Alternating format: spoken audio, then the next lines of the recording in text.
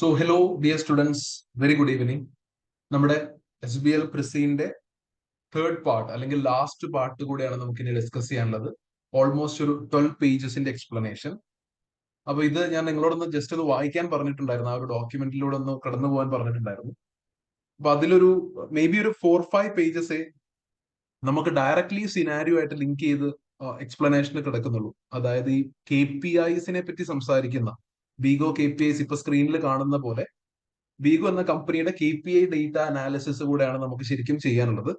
ബാക്കി ഈ ഡോക്യുമെന്റിൽ ഇൻക്ലൂഡ് ചെയ്തേക്കുന്നത് വളരെ വെയ്ഗ് ആയിട്ടുള്ള ഒരു അനാലിസിസ് ആണ്. പെസ്റ്റൽ ആയിട്ടും മെന്റലോസ് മെട്രിക്സ് എന്ന സ്റ്റേക്ക് ഹോൾഡർ തിയറി മോഡലായിട്ടും താര മാപ്പിംഗ്, റിസ്ക് മാനേജ്മെന്റ് താര മാപ്പിംഗ് ഒക്കെ ആയിട്ടുള്ള വളരെ റാൻഡംലി ഒന്ന് ലിങ്ക് ചെയ്ത് വെച്ചേക്കാണ് തന്നിരിക്കുന്ന ഡേറ്റ വെച്ചിട്ട്.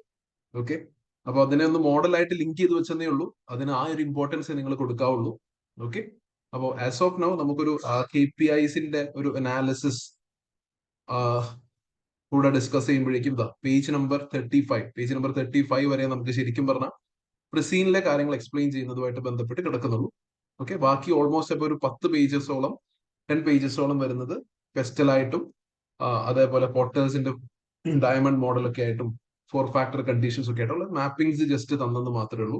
വീണ്ടും ശ്രദ്ധിക്കുക, ആ മാപ്പിംഗ്സ് എന്നത് അപ്പൊ പഠിക്കണ്ടേ, അപ്പൊ അത് ശരിയായിട്ടുള്ള കാര്യങ്ങളല്ലേ? അത് ശരിയായിട്ടുള്ള കാര്യങ്ങൾ തന്നെയാണ്. പക്ഷെ നമുക്ക് എക്സാം ഡേയിൽ അവൈലബിൾ ആയിട്ടുള്ള എക്സിബിറ്റ്സ് കൂടെ കിട്ടിയാൽ ചിലപ്പോൾ മേ ബി കുറെ കൂടെ മാപ്പിംഗ്സ് ഒക്കെ നമുക്ക് ചെയ്യേണ്ടി വന്നേക്കാം ഏതെങ്കിലും ഒരു സ്പെസിഫിക് റിക്വയർമെന്റിലേക്ക്.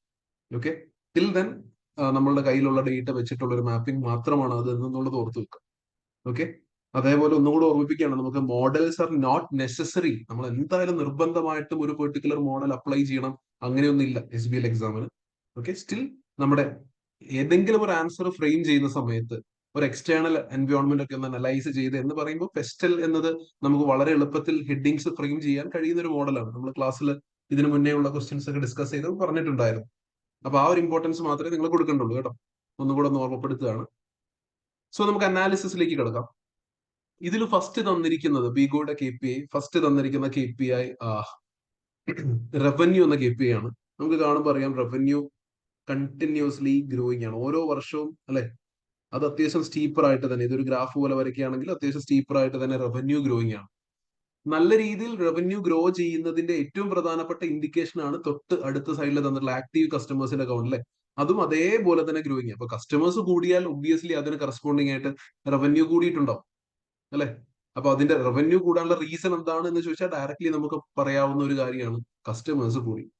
കസ്റ്റമേഴ്സ് അങ്ങനെ കൂടിക്കഴിഞ്ഞാൽ ഓട്ടോമാറ്റിക്കലി റൈറ്റ്സ് കംപ്ലീറ്റഡ്, കൂടുതൽ കസ്റ്റമേഴ്സ് വരുന്നു എന്ന് പറയുമ്പോഴേക്കും റൈറ്റ്സ് കംപ്ലീറ്റഡിന്റെ നമ്പറും അതേപോലെ കൂടും.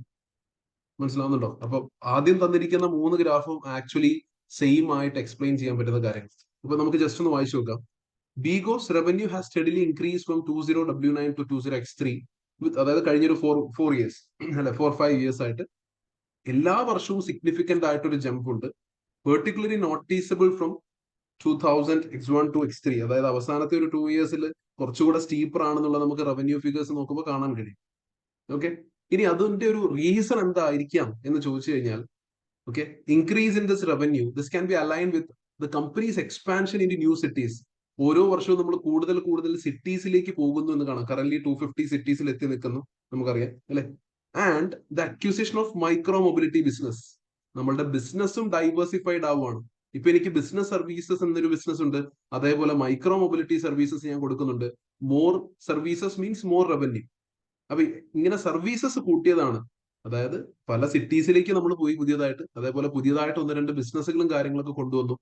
ഇതൊക്കെ ആയിരിക്കാം എക്സിസ്റ്റിംഗ് ആയിട്ടുള്ള കസ്റ്റമേഴ്സിനെയും അതേപോലെ പുതിയതായിട്ടുള്ള കസ്റ്റമേഴ്സിനെയും ബീഗോയിലേക്ക് അട്രാക്ട് ചെയ്തിട്ടുണ്ടാവും. ഓക്കെ, ഇനി അടുത്തൊരു റീസൺ നോക്കാം. Dominance of ride hailing. Ride hailing എന്നുള്ളത് ആണ് നമുക്കറിയാം 70% കൂടുതലും നമ്മളുടെ കസ്റ്റമേഴ്സ് ചൂസ് ചെയ്യുന്ന സർവീസ് റൈഡ് ഹെയിലിംഗ് ആണ്. അപ്പൊ റൈഡ് ഹെയിലിംഗ് എന്ന് പറയുമ്പോൾ ഇപ്പൊ ഞാനൊരു കസ്റ്റമർ ആണ്, ഞാൻ റൈഡ് ഹെയിലിംഗ് ചൂസ് ചെയ്യുകയാണ് എന്ന് പറയുമ്പോൾ ഞാൻ റൈഡ് ഷെയറിംഗ് ചൂസ് ചെയ്ത 2 പേര് ഒരു സിംഗിൾ റൈഡിൽ തീരുകയാണ്, അല്ലെ? റൈഡ് ഷെയറിംഗ് ആണ് ചൂസ് ചെയ്യുന്നത്. അതിന് പകരം റൈഡ് ഹെയിലിംഗ് ആളുകൾ ചൂസ് ചെയ്യുന്നത് വഴി, അല്ലെ, ഓരോരുത്തർ റൈഡ് കംപ്ലീറ്റ് ചെയ്യുമ്പോൾ വീണ്ടും റവന്യൂ. റൈഡ് ഷെയറിംഗിനേക്കാളും ഒരുപാട് സെല്ലിംഗ് പ്രൈസ് കൂടുതലുള്ള ഒരു സർവീസ് കൂടെയാണ് റൈഡ് ഹെയിലിംഗ്. അപ്പോൾ കസ്റ്റമേഴ്സ് കൂടുന്നതൊക്കെ റൈഡ് ഷെയർ ചെയ്ത് പോവുകയാണെങ്കിൽ, ഷെയർ റൈഡ് ആയിട്ട് പോവുകയാണെങ്കിൽ കിട്ടുന്നതിന്റെ ഒരു അതിനേക്കാളൊക്കെ ഒത്തിരി കൂടുതൽ റവന്യൂ ഗ്രോത്ത് റൈഡ് ഹെയിലിംഗിന്റെ ഈ ഒരു ഡോമിനൻസ് കൊണ്ട് നമുക്ക് കിട്ടുന്നുണ്ട്. ഓക്കെ, ഇനി ഫർദർ ഇനി എന്തെങ്കിലും റീസൺസ് ഉണ്ടാകുമോ എന്നുള്ളത് നിങ്ങളെ എക്സിബിറ്റ് ചെക്ക് ചെയ്താലേ നമുക്ക് പറയാൻ പറ്റത്തുള്ളൂ. ആസ് ഓഫ് നൗ നമുക്ക് പറയാൻ പറ്റുന്ന 1-2 കാര്യങ്ങൾ ഇതൊക്കെയാണ്.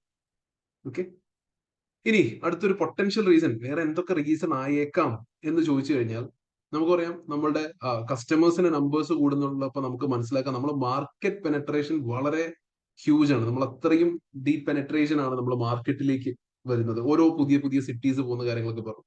സോ ഒബ്വിയസ്ലി അഗെയിൻ അത് റവന്യൂ ഗ്രോത്തിനെ ഫെസിലിറ്റേറ്റ് ചെയ്യും.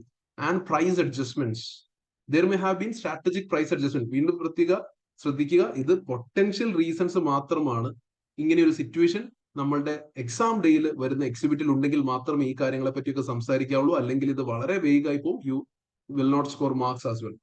അല്ലെങ്കിൽ പിന്നെ നമുക്ക് ഇത് എഴുതാം, ഈ പറയുന്ന പോലെ there may have been, ഇങ്ങനെ എന്തെങ്കിലും ഉണ്ടോ എന്നുള്ളത് നോക്കുക. അതായത് സെല്ലിംഗ് പ്രൈസ് ഒക്കെ മേ ബി കുറച്ചിട്ടുണ്ടാവും, ഓൾറെഡി നല്ലൊരു കോമ്പറ്റീഷൻ പറയുന്നുണ്ട് അല്ലെ. അപ്പൊ അതുകൊണ്ട് നമ്മൾ സ്ട്രാറ്റജിക്കലി എന്റെ കോമ്പറ്റീറ്റേഴ്സിനെ ഓവർകം ചെയ്യാൻ വേണ്ടിയിട്ട് എന്തെങ്കിലും ഒരു പ്രൈസ് അഡ്ജസ്റ്റ്മെന്റോ പ്രൊമോഷണൽ ഓഫേഴ്സോ ഒക്കെ നമ്മൾ ചെയ്തിട്ടുണ്ടോ, ഉണ്ടെങ്കിൽ അതും ചിലപ്പോൾ റവന്യൂ ഫെസിലിറ്റേറ്റ് ചെയ്തേക്കാം.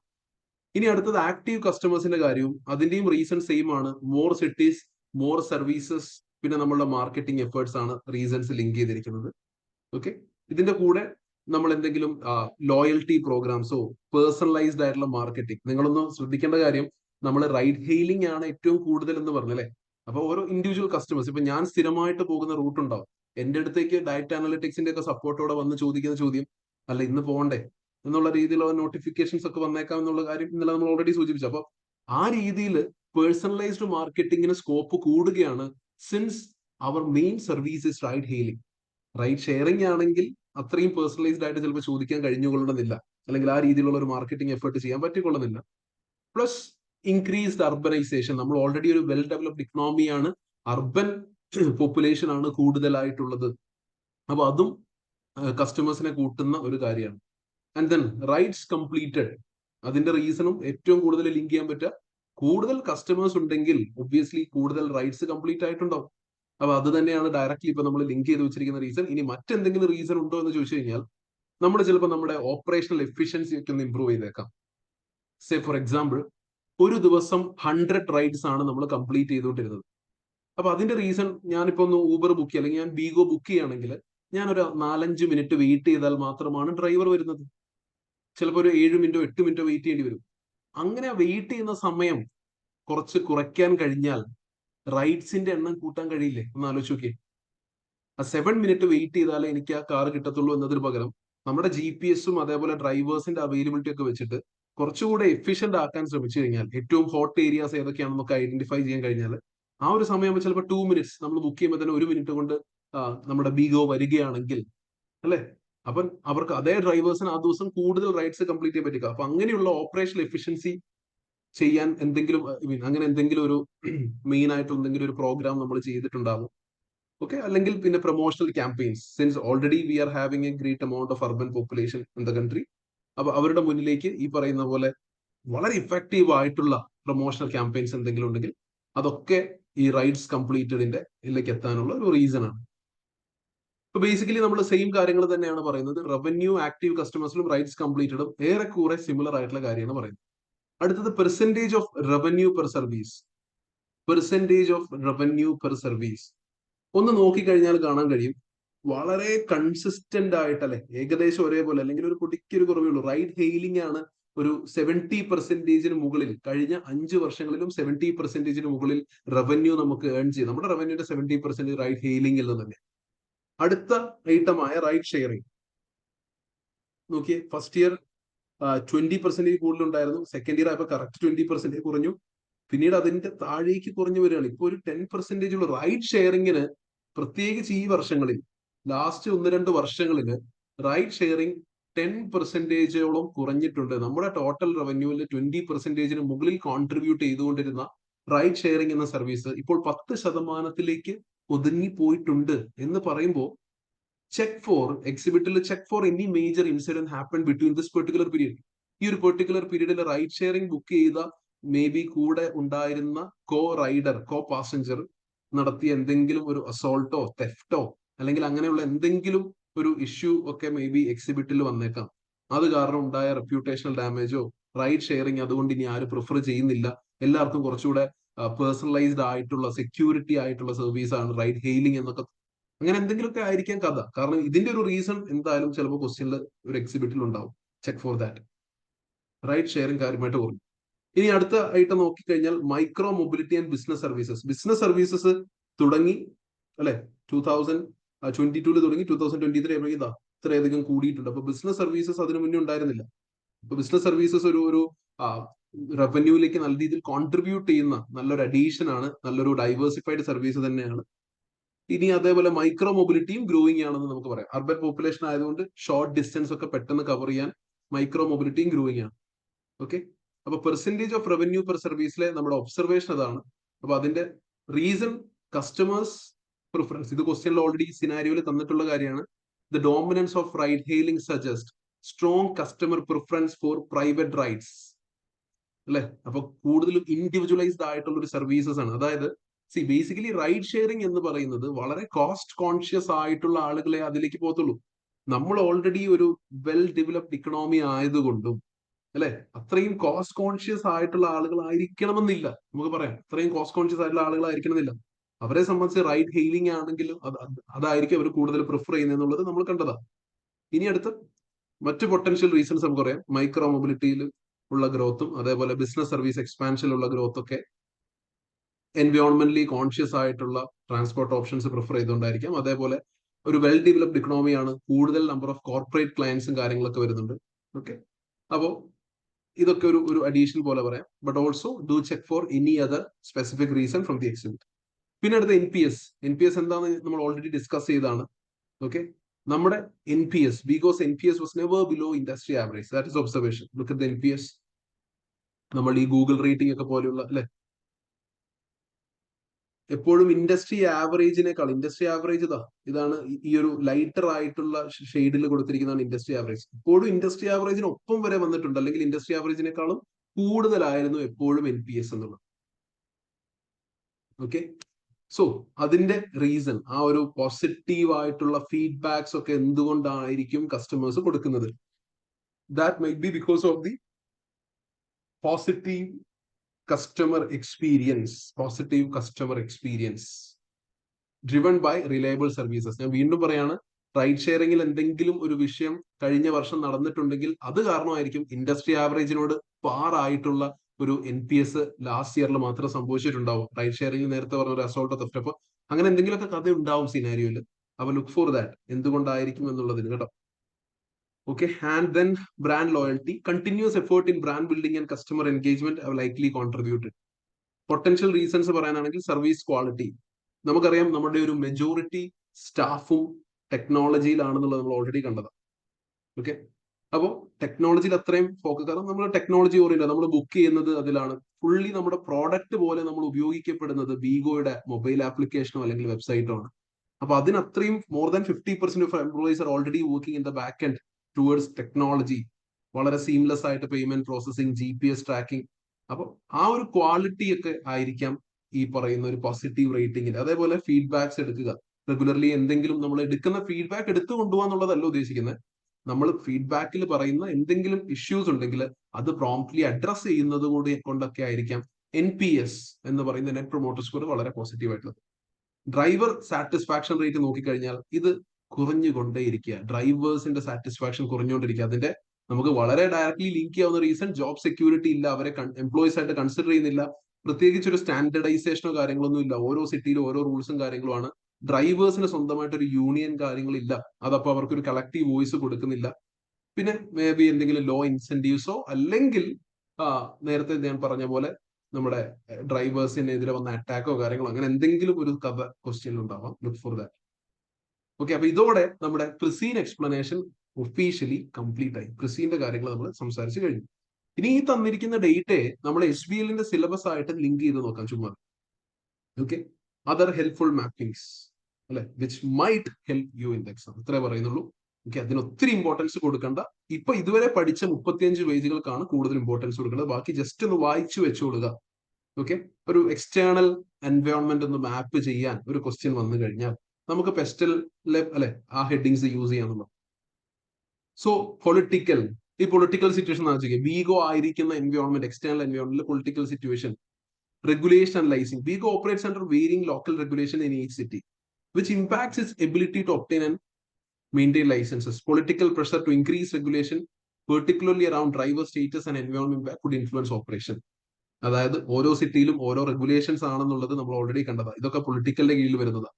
ഓക്കെ, അപ്പൊ പുതിയതായിട്ട് അവിടെ എന്തൊരു റെഗുലേഷൻ വന്നു കഴിഞ്ഞാലും ഓക്കെ, അല്ലെങ്കിൽ പൊളിറ്റിക്സ്, ഗവൺമെന്റ് പാർട്ടീസ് ഒക്കെ റെഗുലേഷൻ കൂട്ടണം, അല്ലെങ്കിൽ ഡ്രൈവർ സ്റ്റേറ്റസിന്റെ കാര്യങ്ങൾക്ക് കുറച്ചുകൂടി ഇൻഫർമേഷൻ കൊടുക്കണം, അങ്ങനെയുള്ള കാര്യങ്ങളൊക്കെ, അല്ലെങ്കിൽ ഡാറ്റ സെക്യൂരിറ്റി, ഇങ്ങനെ എന്തെങ്കിലുമൊക്കെ കാര്യം പറഞ്ഞ് പൊളിറ്റിക്കലി കമ്പനിക്ക് വരുന്ന എല്ലാ പ്രഷറും ഇനി എക്സിബിറ്റ്സിൽ ഏതെങ്കിലും ഉണ്ടെങ്കിൽ അതൊക്കെ നമുക്ക് ഇതിന്റെ കീഴിൽ ഡിസ്കസ് ചെയ്യാം. പിന്നെ അടുത്ത് പറയാനാണെങ്കിൽ ഗവൺമെന്റ് ഈ ഒരു ഇത്രയും അർബനൈസ്ഡ് അല്ലെങ്കിൽ ഇത്രയും ക്രൗഡഡ് ആയിട്ടുള്ള ഒരു കൺട്രി ആയി പോയല്ലോ ബിലാൻഡ് എന്നുള്ളതിൽ ഗവൺമെന്റ് അതുകൊണ്ട് ഗവൺമെന്റ് ഇങ്ങനെയുള്ള ഇനീഷ്യേറ്റീവ്സിൽ, ബീഗോ പോലുള്ള ഇനീഷ്യേറ്റീവ്സിന് ഗവൺമെന്റ് സപ്പോർട്ട് ചെയ്യുന്നു എന്നുള്ളത് നമ്മൾ പ്രസിഡന്റിൽ കാണുന്നതാണ്. അപ്പോൾ പൊളിറ്റിക്കൽ കാര്യങ്ങൾ സംസാരിക്കുന്ന സമയത്ത് ആ ഗവൺമെന്റിന്റെ സപ്പോർട്ടിനെ പറ്റിയിട്ടും നമ്മുടെ ലൈസൻസിങ്ങിന്റെ കാര്യത്തിൽ വന്നേക്കാവുന്ന പൊളിറ്റിക്കൽ പ്രഷേഴ്സിനെ പറ്റി ഡിസ്കസ് ചെയ്യും. ഇക്കണോമിക് കണ്ടീഷൻ പറയുമ്പോൾ നമുക്ക് പറയാം കറന്റ്ലി നമ്മളൊരു വെൽ ഡെവലപ്ഡ് ഇക്കണോമിയാണ്, പക്ഷെ നമ്മൾ ഫേസ് ചെയ്തേക്കുന്ന ചാലഞ്ചസിൽ നമ്മൾ പറയുന്നുണ്ടായിരുന്നു, റിസഷനെ പറ്റി ഒരു വാക്ക് പറഞ്ഞു വെച്ചിട്ടുണ്ടായിരുന്നു അല്ലെ. അപ്പൊ അങ്ങനെ വരുന്ന ഇക്കണോമിക് ഡൗൺ ടേൺസോ റിസഷനോ ഒക്കെ ഉണ്ടെങ്കിൽ കസ്റ്റമേഴ്സിന്റെ സ്പെൻഡിങ് കുറയും. അങ്ങനെ കുറഞ്ഞു വന്നു കഴിഞ്ഞാൽ പിന്നെ റൈഡ് ഷെയറിങ്ങിന് ഒക്കെ ആളുകൾ ചിലപ്പോൾ കൂടിയേക്കാം. ഓക്കെ, അപ്പോ അങ്ങനെ ഒരു look for that particular recession situation. അതേപോലെ driver earnings, companies ability to attract and retain drivers depend on the profitability of driving for Big, which can be influenced by economic factors like fuel cost. നിങ്ങളൊന്ന് ആലോചിക്കേ, ultimately car റെന്റിന് എടുക്കുന്നതും vehicle maintain ചെയ്യേണ്ടതും വെഹിക്കിളിന് fuel ഒക്കെ ചെയ്യേണ്ടതും ഒക്കെ ഡ്രൈവേഴ്സിന്റെ അല്ലെ, ഡ്രൈവേഴ്സിന്റെ ഉത്തരവാദിത്വം, ഡ്രൈവേഴ്സിന്റെ responsibility. അപ്പൊ ഫ്യൂവൽ കോസ്റ്റ് ഒക്കെ കൂടുകയാണ് എങ്കിൽ എന്തായിരിക്കും അവസ്ഥ അല്ലെ. അവർക്ക് ഒരു 85% 75% ഒക്കെ ഏർണിംഗ്സ് കിട്ടിയിട്ടും അതുകൊണ്ട് ഈ ഫ്യൂവൽ കോസ്റ്റും വെഹിക്കിൾ മെയിൻ്റെനൻസ് ഒന്നും മീറ്റ് ചെയ്യാൻ പറ്റുന്നില്ലെങ്കിൽ ഒബ്വിയസ്ലി നമ്പർ ഓഫ് ഡ്രൈവേഴ്സ് കുറയും. അവർക്ക് ഇത് ഇക്കണോമിക്കൽ അല്ല എന്നൊരു ഫീലിംഗ് ഒക്കെ വന്നേക്കാം. ഇതൊരു അവരുടെ ആ ഒരു ലൈവ്ലിഹുഡിനെ ബാധിക്കുന്ന കാര്യമാണ്, പ്രോഫിറ്റബിലിറ്റി അത്രയും കുറഞ്ഞു. അപ്പോൾ that should be discussed under this economic factors. Coming to social side, societal side പറഞ്ഞു കഴിഞ്ഞാൽ അർബനൈസേഷൻ ആണ്. More and more people are now moving to cities. അതുകൊണ്ട് തന്നെ ഇതിന്റെ ഡിമാൻഡ്, സോഷ്യൽ സൈഡിൽ അർബനൈസേഷൻ കാരണമുള്ള ഡിമാൻഡ് ബീഗോയുടെ ബിസിനസ് മോഡലിനെ വളരെ പോസിറ്റീവ്ലി ഇമ്പാക്ട് ചെയ്യുന്ന ഒന്നാണ്. Okay, plus customers are now having a growing preference for environmentally friendly options. അതുകൊണ്ടാണ് EV ഒരു സൈഡിൽ ഡെവലപ്പ് ചെയ്തുകൊണ്ടിരിക്കുന്നത് അല്ലെ. പ്ലസ് ബീഗോ തന്നെ ഷെയർഡ് റൈഡ് ഉപയോഗിക്കുന്നവർക്കൊക്കെ എന്തെങ്കിലും സ്പെഷ്യൽ ആയിട്ടുള്ള ലോയൽറ്റി പോയിന്റ്സും അല്ലെ ഒക്കെ കൊടുക്കുന്ന കാര്യങ്ങൾ നമ്മൾ സംസാരിച്ചത്. ദെൻ ടെക്നോളജി സൈഡ് പറയാനാണെങ്കിൽ we already know Bigo relies heavily on the technology platform for the operation. GPS tracking ആയിക്കോട്ടെ, പേയ്മെന്റ് പ്രോസസിംഗ് ആയിക്കോട്ടെ, കസ്റ്റമേഴ്സിന്റെ എൻഡ് ആയിക്കോട്ടെ, കസ്റ്റമേഴ്സിന്റെയും ഡ്രൈവേഴ്സിന്റെയും യൂസർ ഇന്റർഫേസ് ആയിക്കോട്ടെ. അപ്പോൾ ടെക്നോളജിക്കലി ഭയങ്കരമായിട്ട് നമ്മൾ റിലൈ ചെയ്യുന്നത് കൊണ്ട് it is crucial to update, service quality maintain ചെയ്യാന്നുള്ളത്, അപ്ഡേഷൻസ് എന്തെങ്കിലും വന്നാൽ അത് അക്കോമഡേറ്റ് ചെയ്യാന്നുള്ളത് വളരെ ഇമ്പോർട്ടന്റ് ആണ്. പിന്നെ ഇവിടെ സംസാരിക്കാവുന്ന ഒരു കാര്യം ഡേറ്റ സെക്യൂരിറ്റി. നമ്മൾ കുറെ ഡേറ്റ കളക്ഷൻ നടത്തുന്നുണ്ട്, so we should look into that as well. And then നമ്മൾ ഡേറ്റ അനലിറ്റിക്സ്, മെഷീൻ ലേണിംഗ് ഒക്കെ ടെക്നോളജി സൈഡിൽ പറയേണ്ട കാര്യമാണ്. ഞാൻ അതിനെപ്പറ്റി ഡിസ്കസ് ചെയ്യാത്തത് അടുത്ത പേജസിലൊക്കെ അതിനെപ്പറ്റിയാണ് ഡിസ്കസ് ചെയ്യുന്നത്. ആൻഡ് ദെൻ എൻവയോൺമെന്റൽ സൈഡ് പറയാനാണെങ്കിൽ sustainability initiatives. Bego is committed to reducing its എൻവയോൺമെന്റൽ ഇമ്പാക്ട്. നമ്മൾ വെബ്സൈറ്റ് ഡിസ്കസ് ചെയ്തപ്പോൾ കണ്ടു, ഷെയർഡ് റൈഡ്സും മൈക്രോ മൊബിലിറ്റിയിലും അതേപോലെ ഇലക്ട്രിക് വെഹിക്കിൾസും ഹൈബ്രിഡ് വെഹിക്കിൾസും ഒക്കെ പ്രൊമോട്ട് ചെയ്തുകൊണ്ടിരിക്കും. That should be discussed under this എൻവയോൺമെന്റൽ thing. And next one is legal thing അല്ലെ. ലീഗൽ ഇഷ്യൂ പറയുമ്പോൾ ഞാൻ പറഞ്ഞ പോലെ ലുക്ക് ഫോർ എന്തെങ്കിലും കൈൻഡ് ഓഫ് തെഫ്റ്റ്, അസോൾട്ട്, അങ്ങനത്തെ എന്തെങ്കിലും കാര്യങ്ങൾ നടന്നിട്ട് അത് സംസാരിക്കുക. അതേപോലെ പൊളിറ്റിക്സിൽ സംസാരിച്ച ലൈസൻസിങ് റിക്വയർമെന്റിന്റെ കാര്യം എഗെയിൻ ഇവിടെ സംസാരിക്കാം. പിന്നെ ഡ്രൈവറിന്റെ സ്റ്റേറ്റസ്, കറന്റ്ലി കോൺട്രാക്ടേഴ്സ് ആണ്. അപ്പൊ അവരെ എംപ്ലോയീസ് അല്ലാത്തത്, അവരൊരു വലിയ നമ്പേഴ്സ് ഉണ്ടെങ്കിൽ അവരെന്തെങ്കിലും ഒരു ചാലഞ്ചസോ കാര്യങ്ങളോ ഒക്കെ നമുക്ക് തന്നേക്കാം. അതായത് ലൈക്ക് ഞങ്ങളുടെ ട്രേഡ് യൂണിയൻസ് ഫോം ചെയ്യുകയും അല്ലെ അതിനനുസരിച്ച് ഞങ്ങളുടെ സ്റ്റേറ്റസ് മാറ്റണം എന്നുള്ള രീതിയിൽ നിയമപരമായ ഒരു യുദ്ധത്തിനൊക്കെ അവർ വന്നു കഴിഞ്ഞാൽ that should also an area looked into. അപ്പൊ ഇത് കുറച്ച് വേഗമായിട്ട് ഡിസ്കഷനിൽ പറയുന്ന കാര്യം കേട്ടോ. ജസ്റ്റ് ഇങ്ങനത്തെ എന്തെങ്കിലും സിറ്റുവേഷൻ വന്നാൽ. ഇനി അടുത്ത പോർട്ടേഴ്സ്, നമ്മുടെ പോർട്ടേഴ്സിന്റെ ഒരു 5 ഫോഴ്സ് അനാലിസിസ്. ആ ഒരു ഇൻഡസ്ട്രിയെ പറ്റി നോക്കുന്ന സമയത്ത് 5 force analysis threat of new entrants, പുതിയ കോമ്പറ്റീറ്റേഴ്സ് വരാനുള്ള സാധ്യത ഈ ഇൻഡസ്ട്രിയിൽ എത്രത്തോളം ഉണ്ട്? What do you feel? Okay, നമ്മളതിപ്പോ ഒരു മോഡറേറ്റ് എന്ന രീതിയിലാണ് പറഞ്ഞത്. കാരണം എന്താണെന്ന് വെച്ച് കഴിഞ്ഞാൽ ഇതിൽ ഒരുപാട് ഇനീഷ്യൽ ഇൻവെസ്റ്റ്മെന്റ് ഒരുപാട് വേണം. കാരണം നല്ലൊരു ആപ്ലിക്കേഷൻ, മൊബൈൽ ആപ്പും കാര്യങ്ങളൊക്കെ ഡെവലപ്പ് ചെയ്യണമെങ്കിൽ ടെക്നോളജി, അതേപോലെ ഇതിന്റെ ഒരു ഇൻഫ്രാസ്ട്രക്ചറിലേക്കും എന്തായാലും നല്ല രീതിയിൽ ഇൻവെസ്റ്റ്മെന്റ് വേണം. ആ ഒരു ഇൻവെസ്റ്റ്മെന്റിന് തയ്യാറായിട്ടുള്ള പാർട്ടീസ് ആയിരിക്കും ഒബ്വിയസ്ലി വരത്തുള്ളൂ. ഓക്കെ, സോ അതുകൊണ്ടാണ് അതൊരു ഒരു അല്ലാത്ത ചുമ്മാ ആർക്കും കയറി വരാനും പറ്റത്തില്ല. അപ്പൊ അതുകൊണ്ടാണ് അതിന്റെ ഒരു ബാരിയസ് ഒരു മോഡറേറ്റ് പോലെ പറഞ്ഞത്. പിന്നെ ഓരോരുത്തർ വരുമ്പോഴും ഓരോ, എസ്പെഷ്യലി ബി ലാൻഡിലേക്കാണ് വരുന്നതെങ്കിൽ അവിടെ ഓരോ സിറ്റിയിലും റൂൾസ് വ്യത്യാസമുണ്ട്. ഓരോ വർഷം കഴിയുമ്പോൾ ചിലപ്പോൾ റൂൾസ് ഒക്കെ മാറിയേക്കാം. ബീഗോയുടെ കേസിൽ വലിയ കുഴപ്പമില്ല. കാരണം ബീഗോ ഇത്രയും 12 വർഷത്തെ ഹിസ്റ്ററി ഉള്ള, ഓൾറെഡി ഇത്രയും എസ്റ്റാബ്ലിഷ്ഡ് ആയ കാര്യങ്ങളായതുകൊണ്ട് അവർക്ക് അത്രയും കുഴപ്പമുണ്ടാവില്ല. പുതിയ ഒരാൾ വരുന്ന സമയത്ത് ചിലപ്പോൾ അവർക്ക് ഈ പറയുന്ന 250 സിറ്റീസിൽ ഓരോ സിറ്റിയിലും പല ലീഗൽ റിക്വയർമെന്റ്സ് ആണ്. ഓരോ ലീഗൽ റിക്വയർമെന്റ്സിനെ പറ്റി പഠിച്ച് അത്രയും റിസോഴ്സ് അലോക്കേഷൻ ഒക്കെ ചെയ്ത് മുന്നോട്ട് വരിക എന്നുള്ളത് ചിലപ്പോൾ അല്ലെ, അവർ അതിലും ബെറ്റർ എന്തെങ്കിലുമൊക്കെ ബിസിനസ്സോ കാര്യങ്ങളൊക്കെ നോക്കിയേക്കാം. അപ്പൊ അതുകൊണ്ടാണ് ന്യൂ എൻട്രൻസ് വരാൻ പറ്റുമോ ചോദിച്ചാൽ വരാൻ പറ്റും. കാരണം ടെക്നോളജിയിൽ ഇൻഫ്രാസ്ട്രക്ചറിൽ ഇൻവെസ്റ്റ് ചെയ്ത് കഴിഞ്ഞാൽ പിന്നെ വലിയ കാര്യമായിട്ട് അങ്ങോട്ട് തിരിഞ്ഞ് നോക്കേണ്ടതായിരുന്നു. പിന്നെ ബിസിനസ് ഒരു സിസ്റ്റം ആക്കി കഴിഞ്ഞാൽ ഓപ്പറേറ്റ് ചെയ്യാം. ഓക്കെ, വരാൻ പറ്റുമോ ചോദിച്ചാൽ പറ്റും.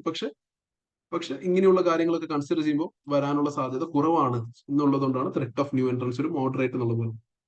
ഇനി സപ്ലൈയേഴ്സിന്റെ ബാർഗെയിനിങ് പവർ. നമ്മളെ സംബന്ധിച്ച് നമ്മളൊരു പ്രൊഡക്റ്റ് അല്ല, നമ്മളൊരു സർവീസ് ഇൻഡസ്ട്രി ആണ്. സർവീസ് ഇൻഡസ്ട്രിയിൽ പറയുമ്പോൾ നമ്മൾ സപ്ലൈയേഴ്സ് എന്ന് പറയാൻ പ്രത്യേകിച്ച് ഒരാളില്ലെങ്കിലും വി ക്യാൻ കൺസിഡർ ഇൻഡിപെൻഡന്റ് ഡ്രൈവേഴ്സിനെ നമുക്ക് വേണമെങ്കിൽ നമ്മുടെ സപ്ലൈയേഴ്സ് ആയിട്ട് പറയാം, അല്ലെ? സപ്ലൈസ് ഇല്ലെങ്കിൽ പക്ഷെ അപ്പം സപ്ലൈയേഴ്സിന്റെ പവർ ലോ ആണ്.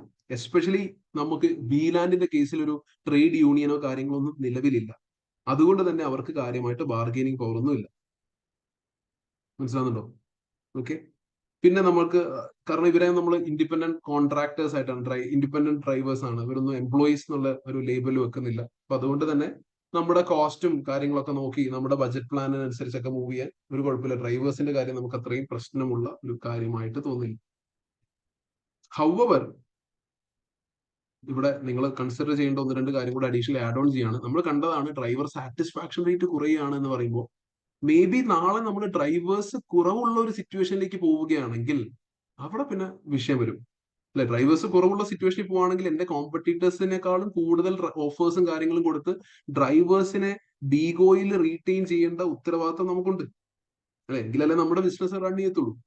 ഓക്കെ, അങ്ങനെ വരുന്ന സിറ്റുവേഷനിൽ ബാർഗെയിനിങ് പവർ ഹൈ ആവും. അപ്പൊ അതുകൊണ്ട് സിറ്റുവേഷൻ കറക്റ്റ്ലി അനലൈസ് ചെയ്തിട്ട് മാത്രമാണ് ഇവിടെ ഹൈ ലോ എന്നുള്ള കാര്യങ്ങൾ എഴുതാവുള്ളൂ. It's totally up to you. വളരെ സബ്ജക്റ്റീവ് ആയിട്ടുള്ള കാര്യമാണ്. പിന്നെ നമ്മൾ റിലൈ ചെയ്യുന്ന ഒരു സപ്ലയർ എന്ന് പറയുന്നത് നമ്മൾ ടെക്നോളജി ഡേറ്റ ഒക്കെ സ്റ്റോർ ചെയ്യുന്ന ക്ലൗഡ് സർവീസ് പ്രൊവൈഡേഴ്സിലാണെന്ന് പറയുന്നത്. അവിടെ നമ്മൾ അവരെയും കുറച്ച് റിലൈ ചെയ്യുന്നുണ്ട്. അവരെ എത്രത്തോളം റിലൈ ചെയ്യുന്നു എന്നതിനനുസരിച്ച് അവരുടെ ബാർഗെയിനിങ് പവർ നമുക്ക് സംസാരിക്കാം. കസ്റ്റമേഴ്സിന്റെ സൈഡ് നമുക്ക് ഇപ്പോഴത്തെ ഒരു സിനിമയിൽ പറയാനാണെങ്കിൽ കസ്റ്റമേഴ്സിന്റെ ബാർഗെയിനിങ് പവർ ഹൈ ആണ്. കാരണം എന്താണെന്ന് വെച്ച് കഴിഞ്ഞാൽ കസ്റ്റമേഴ്സിന് ഒരുപാട് ഓൾട്ടർനേറ്റീവ്സ് ഉണ്ട്. നമ്മളില്ലെങ്കിൽ അവര് വേറെ TNCs, വേറെയും സെൻബി ഉണ്ട്, പ്ലസ് അതേഴ്സിൽ ഒരുപാട് TNCs ഉണ്ട്. ഇനി അതല്ലെങ്കിൽ അവർ ട്രഡീഷണൽ ടാക്സീസ് വിളിക്കും, ഓൺ കാർസ് ഉപയോഗിക്കാം, പബ്ലിക് ട്രാൻസ്പോർട്ടേഷൻ ഉപയോഗിക്കാം. അങ്ങനെ ഒരുപാട് ഓപ്ഷൻസ് അവർക്കുണ്ട്. സോ അല്ലെ, അതുകൊണ്ട് അവരുടെ ബാർഗെയിനിങ് പവർ ഹൈ ആയിട്ട് തന്നെ നമുക്ക് കൺസിഡർ ചെയ്യാം, അല്ലെ? അതേപോലെ ത്രെട്ട് ഓഫ് സബ്സ്റ്റിറ്റ്യൂട്ട് പ്രോഡക്ട്സ്. ഇപ്പൊ നമ്മൾ സംസാരിച്ചതൊക്കെ സബ്സ്റ്റിറ്റ്യൂട്ട് പ്രോഡക്ട്സും ആണ്. അതായത് എനിക്ക് ഈ ഒരു പോയിന്റിൽ നിന്ന് പോയിന്റ് എ മുതൽ പോയിന്റ് ബി വരെ എനിക്ക് ട്രാവൽ ചെയ്യണം. ആ ട്രാവൽ ചെയ്യാൻ എനിക്ക് ഒരിക്കലും ഈ പറയുന്ന ബീഗോ മാത്രമല്ല ഒരു solution. I have many other alternatives. Okay, ഇനി അതേപോലെ കോമ്പറ്റീറ്റീവ് റൈവൽറി. നമ്മൾ ഇത്രയും 12 വർഷമായിട്ട് നമ്മൾ ഗ്രോ ചെയ്യാൻ ശ്രമിച്ചിട്ട് we are still at number 2. നല്ലതാണ്, നമുക്ക് മേജർ ഷെയർ ഉണ്ട്. നമ്മൾ പയ്യെ ഔട്ട് പെർഫോം ചെയ്യുന്നുണ്ട് സെൻബിയെ, അല്ലെ? That is a good sign. That is definitely a good sign. പക്ഷെ റൈവൽറി ഉണ്ടോ? യെസ്, ഡെഫിനറ്റ്ലി ഉണ്ട്. ഇനി അടുത്തത് നമ്മൾ ആയിരിക്കുന്ന ബീലാൻഡ് എന്ന കൺട്രിയിൽ പോർട്ടേഴ്സ് ഡയമണ്ട് മോഡൽ ഒരു കൺട്രി അനാലിസിസ് നടത്തുന്ന രീതിയിൽ പോർട്ടേഴ്സ് ഡയമണ്ട് മോഡൽ നമുക്ക് വേണമെങ്കിൽ അപ്ലൈ ചെയ്യാം. എന്തുകൊണ്ട് ബീഗോ ബീലാൻഡിൽ ഹിറ്റായി എന്ന ചോദ്യത്തിന് നമുക്ക് ഡിസ്കസ് ചെയ്യാവുന്ന കാര്യമാണ് ഫാക്ടർ കണ്ടീഷൻസ്, അല്ലെ? അല്ലെങ്കിൽ പുതിയൊരു ഒരു കമ്പനി വരികയാണ്, അവർക്ക് ബീലാൻഡ് പോലെ ഒരു കൺട്രി എത്രത്തോളം അല്ലെ ഗുഡ് ആണ് ഈ ഒരു പെർട്ടിക്കുലർ ബിസിനസ്. അപ്പോഴാണ് നമ്മൾ പോർട്ടേഴ്സിന്റെ ഡയമണ്ട് മോഡൽ യൂസ് ചെയ്യുക. ഇങ്ങനത്തെ ചോദ്യങ്ങൾ. അപ്പൊ അവിടെ ഡിസ്കസ് ചെയ്യാവുന്ന ഒരു ഹെഡിങ് ആണ് ഫാക്ടർ കണ്ടീഷൻസ്. നമ്മൾ ഈ റോ മെറ്റീരിയൽസ് കാര്യങ്ങളൊക്കെ അവൈലബിലിറ്റി. നമ്മളെ സംബന്ധിച്ച് റോ മെറ്റീരിയൽ അല്ല, നമ്മൾ സർവീസ് ഇൻഡസ്ട്രി ആയതുകൊണ്ട് we should talk about skill work force, അല്ലെ? ടെക്നോളജി സൈഡിൽ സ്കിൽ സെറ്റ് ഉള്ള, കസ്റ്റമർ സർവീസിൽ നല്ല രീതിയിൽ സംസാരിക്കാൻ അറിയാവുന്ന, ഡേറ്റ നോളജ് ഉള്ള, പിന്നെ നല്ല രീതിയിൽ ഡ്രൈവ് ചെയ്യാൻ അറിയുന്ന അങ്ങനെ ഒരുപാട് ഡ്രൈവേഴ്സ്, ഇതൊക്കെ വർക്ക് ഫോഴ്സിൽ പെടുന്ന ആൾക്കാരാണ്. അപ്പോൾ ഇങ്ങനത്തെ വർക്ക് ഫോഴ്സ് എല്ലാം ബിലാൻഡിൽ ഉണ്ട് എന്നുള്ളത് വളരെ പോസിറ്റീവ് ആയിട്ടുള്ള ഒരു കാര്യമാണ്.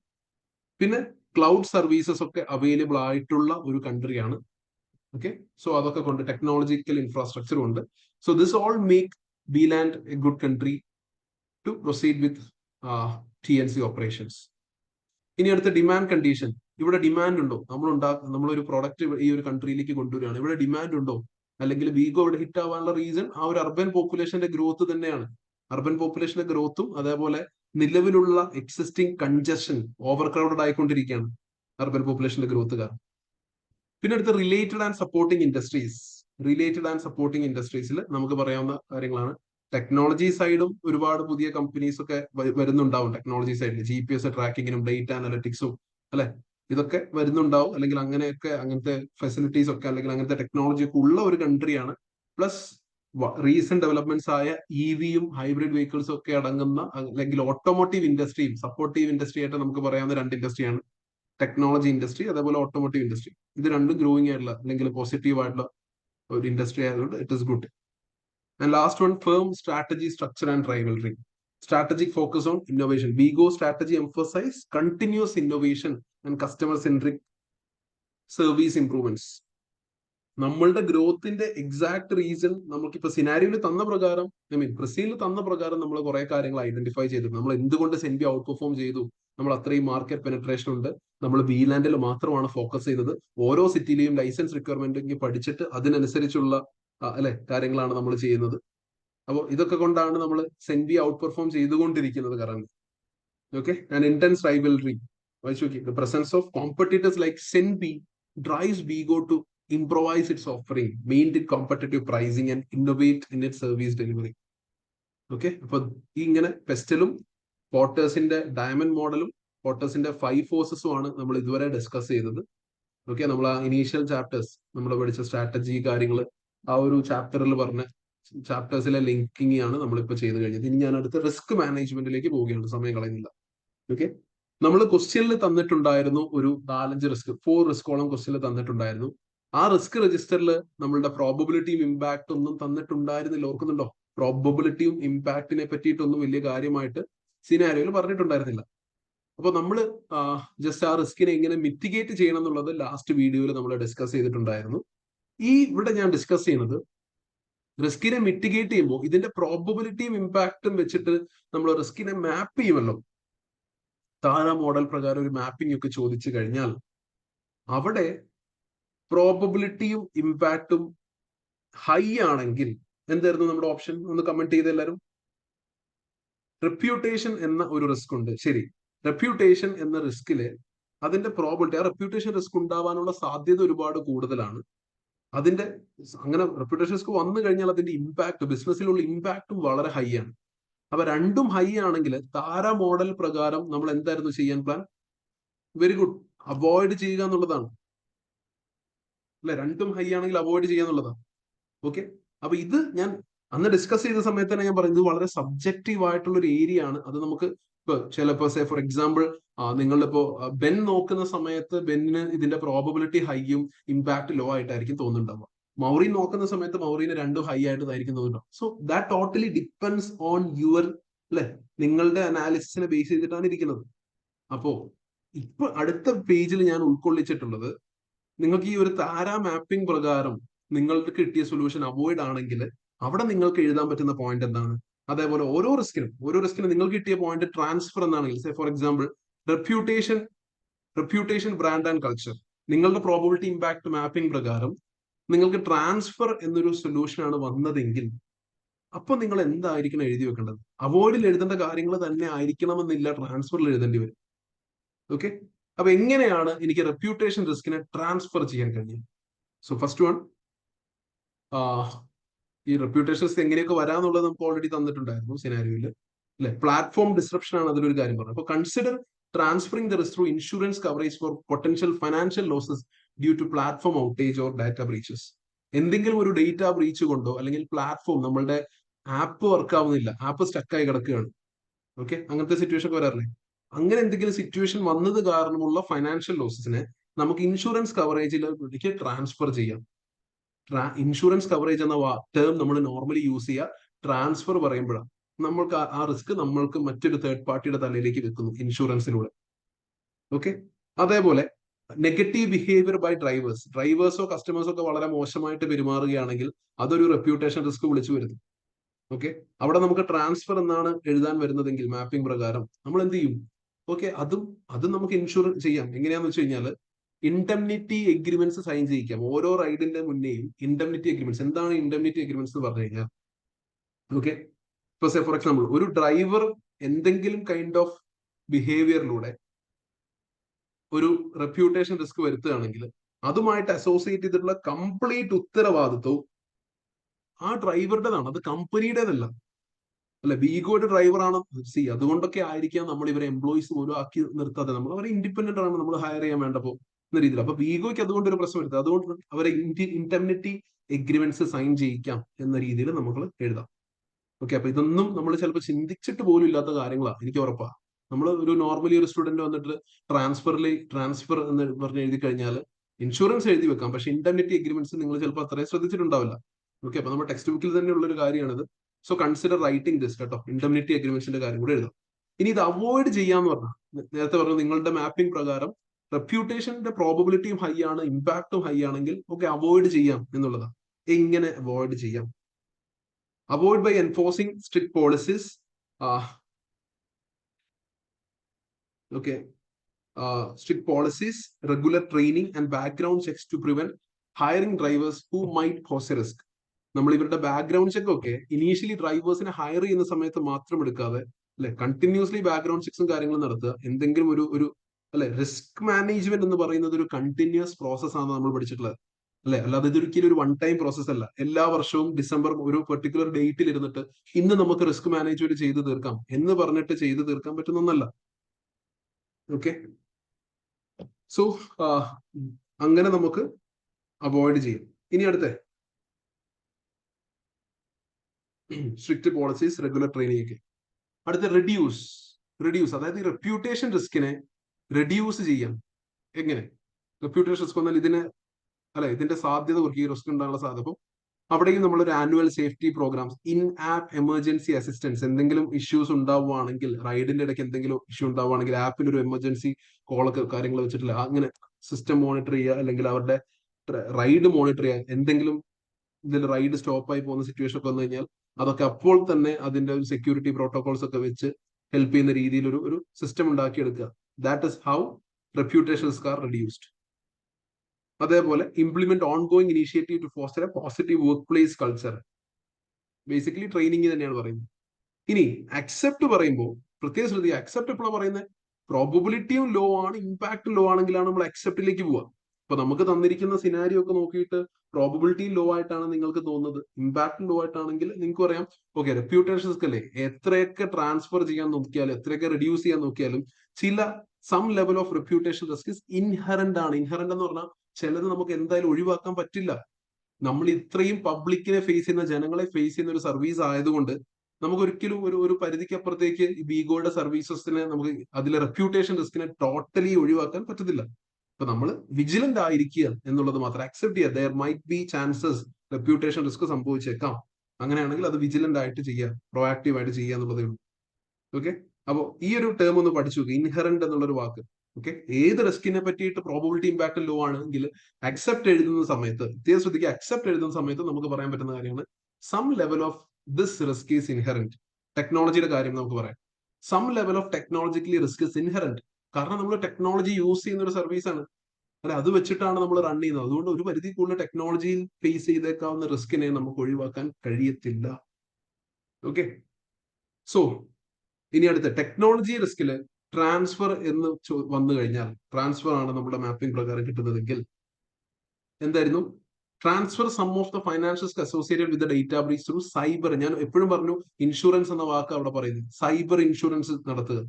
അതേപോലെ നേരത്തെ ചെയ്ത ഇൻഡെംനിറ്റി അഗ്രിമെന്റ് ചെയ്തു വെച്ചതുപോലെ third party reliance by including liability clauses in contract. ഇപ്പൊ ഏതെങ്കിലും ക്ലൗഡ് സർവീസ് പ്രൊവൈഡർക്ക് ഒരു ഡേറ്റ ലീക്കേജ് സംഭവിക്കുക. ഇപ്പൊ നിങ്ങളൊന്ന് ആലോചിച്ച് നോക്കിയാൽ നമ്മുടെ ഒരുപാട് ഡേറ്റ ഗൂഗിളിലുണ്ട്. ഗൂഗിൾ അത് ലീക്ക് ചെയ്യുകയാണെന്ന് വിചാരിച്ചു. ക്ലൗഡ് സർവീസ് പ്രൊവൈഡർ ആണ് ഗൂഗിൾ അത് ലീക്ക് ചെയ്യണം. അങ്ങനെ ഗൂഗിൾ ലീക്ക് ചെയ്യുകയാണെങ്കിൽ അതുമായിട്ട് ബന്ധപ്പെട്ട് വന്നേക്കാവുന്ന എല്ലാ ഫൈനാൻഷ്യൽ റിസ്ക് കാര്യങ്ങളൊക്കെ ഇതൊക്കെ ഗൂഗിൾ തന്നെ ചെയ്യണം എന്നുള്ള രീതിയിൽ അല്ലെ ഒരു ലയബിലിറ്റി ക്ലോസ്, ഒരു കോൺട്രാക്ട് സൈൻ ചെയ്ത് വെക്കുന്നു. ഇത് തന്നെയാണ് ബേസിക്കലി ഇൻഡെംനിറ്റി എഗ്രിമെന്റ് ആയിട്ട് പറഞ്ഞത്. അവിടെ ഒരു കസ്റ്റമർ ആയിട്ടും ഒരു ഡ്രൈവർ ആയിട്ടും പറയുന്നതുകൊണ്ടാണ് ഇൻഡെംനിറ്റി എഗ്രിമെന്റ് എന്ന് പറയുന്നത്. ഓക്കെ, ഇവിടെ ഒരു ക്ലൗഡ് സർവീസ് പ്രൊവൈഡർ വലിയ വലിയ കമ്പനീസ് ആയതുകൊണ്ടാണ് ഒരു ലയബിലിറ്റി ക്ലോസ്, അവരുമായിട്ടുള്ള ഒരു കോൺട്രാക്റ്റിൽ ഒരു പാരഗ്രാഫിൽ ലയബിലിറ്റി ക്ലോസിനെ പറ്റി സംസാരിക്കാം എന്ന് വെച്ച് പറയുന്നു. ഓക്കെ, ഇനി അടുത്തത് അവോയ്ഡ് എന്താ അവോയ്ഡ് ചെയ്യുക? സെക്യൂരിറ്റി ബ്രീച്ചസ് അവോയ്ഡ് ചെയ്യുക. സ്ട്രോങ് ആയിട്ടുള്ള data security protocols such as encryption, firewalls, multi factor authentication, ഇങ്ങനെയുള്ള ലേറ്റസ്റ്റ് ആയിട്ടുള്ള സൈബർ സെക്യൂരിറ്റി സ്റ്റാൻഡേർഡ്സ് ഒക്കെ സ്ട്രിക്റ്റ് ആയിട്ട് ഫോളോ ചെയ്തുകൊണ്ട് we can avoid this. Okay, എന്താ റെഡ്യൂസ് ചെയ്യുക? ഇങ്ങനെ ഒരു അറ്റാക്സിന്റെ വൾണറബിലിറ്റി അല്ലെ, നമുക്ക് റെഗുലർ ആയിട്ട് ഓഡിറ്റ്സും കാര്യങ്ങളും നടത്താം. ഓക്കെ, സൈബർ സെക്യൂരിറ്റി മെഷേഴ്സിൽ ഇൻവെസ്റ്റ് ചെയ്യാം, കണ്ടിന്യൂസ് ആയിട്ട് എംപ്ലോയി ട്രെയിനിങ്ങും കാര്യങ്ങളൊക്കെ കൊടുക്കാം. ഓക്കെ, അതേപോലെ ഈ ക്ലൗഡ് സർവീസ് പ്രൊവൈഡേഴ്സിൽ ഉള്ള റിലയൻസ് ഒക്കെ കുറച്ച് കുറയ്ക്കാം. That is how we can reduce these risk. ഇനി കുറച്ച് ടെക്നോളജിക്ക് റിസ്ക് എത്രയൊക്കെ നമ്മൾ ട്രാൻസ്ഫർ ചെയ്യാൻ നോക്കിയാലും അല്ലെങ്കിൽ റെഡ്യൂസ് ചെയ്യാൻ നോക്കിയാലൊക്കെ കുറച്ച് അവിടെ ഇൻഹറന്റ് ആയിട്ടുണ്ടാവും. That must be accepted. Okay, അടുത്തത് കോമ്പറ്റീഷൻ. ഓക്കെ, കോമ്പറ്റീഷന്റെ കേസിൽ high competition from other TNCs, public transport and any other new emerging technologies. Okay, ട്രാൻസ്ഫറിൽ പറയാം എന്ത് ചെയ്യാം? നമ്മൾ transfer some risk through financial instruments like hedging or by securing long-term contracts with key partners to stabilize revenue streams. Say for example, നമ്മൾക്കൊരു business services നമ്മൾ deliver ചെയ്യുന്നുണ്ടെന്നുള്ളത് നമ്മൾ പറഞ്ഞു.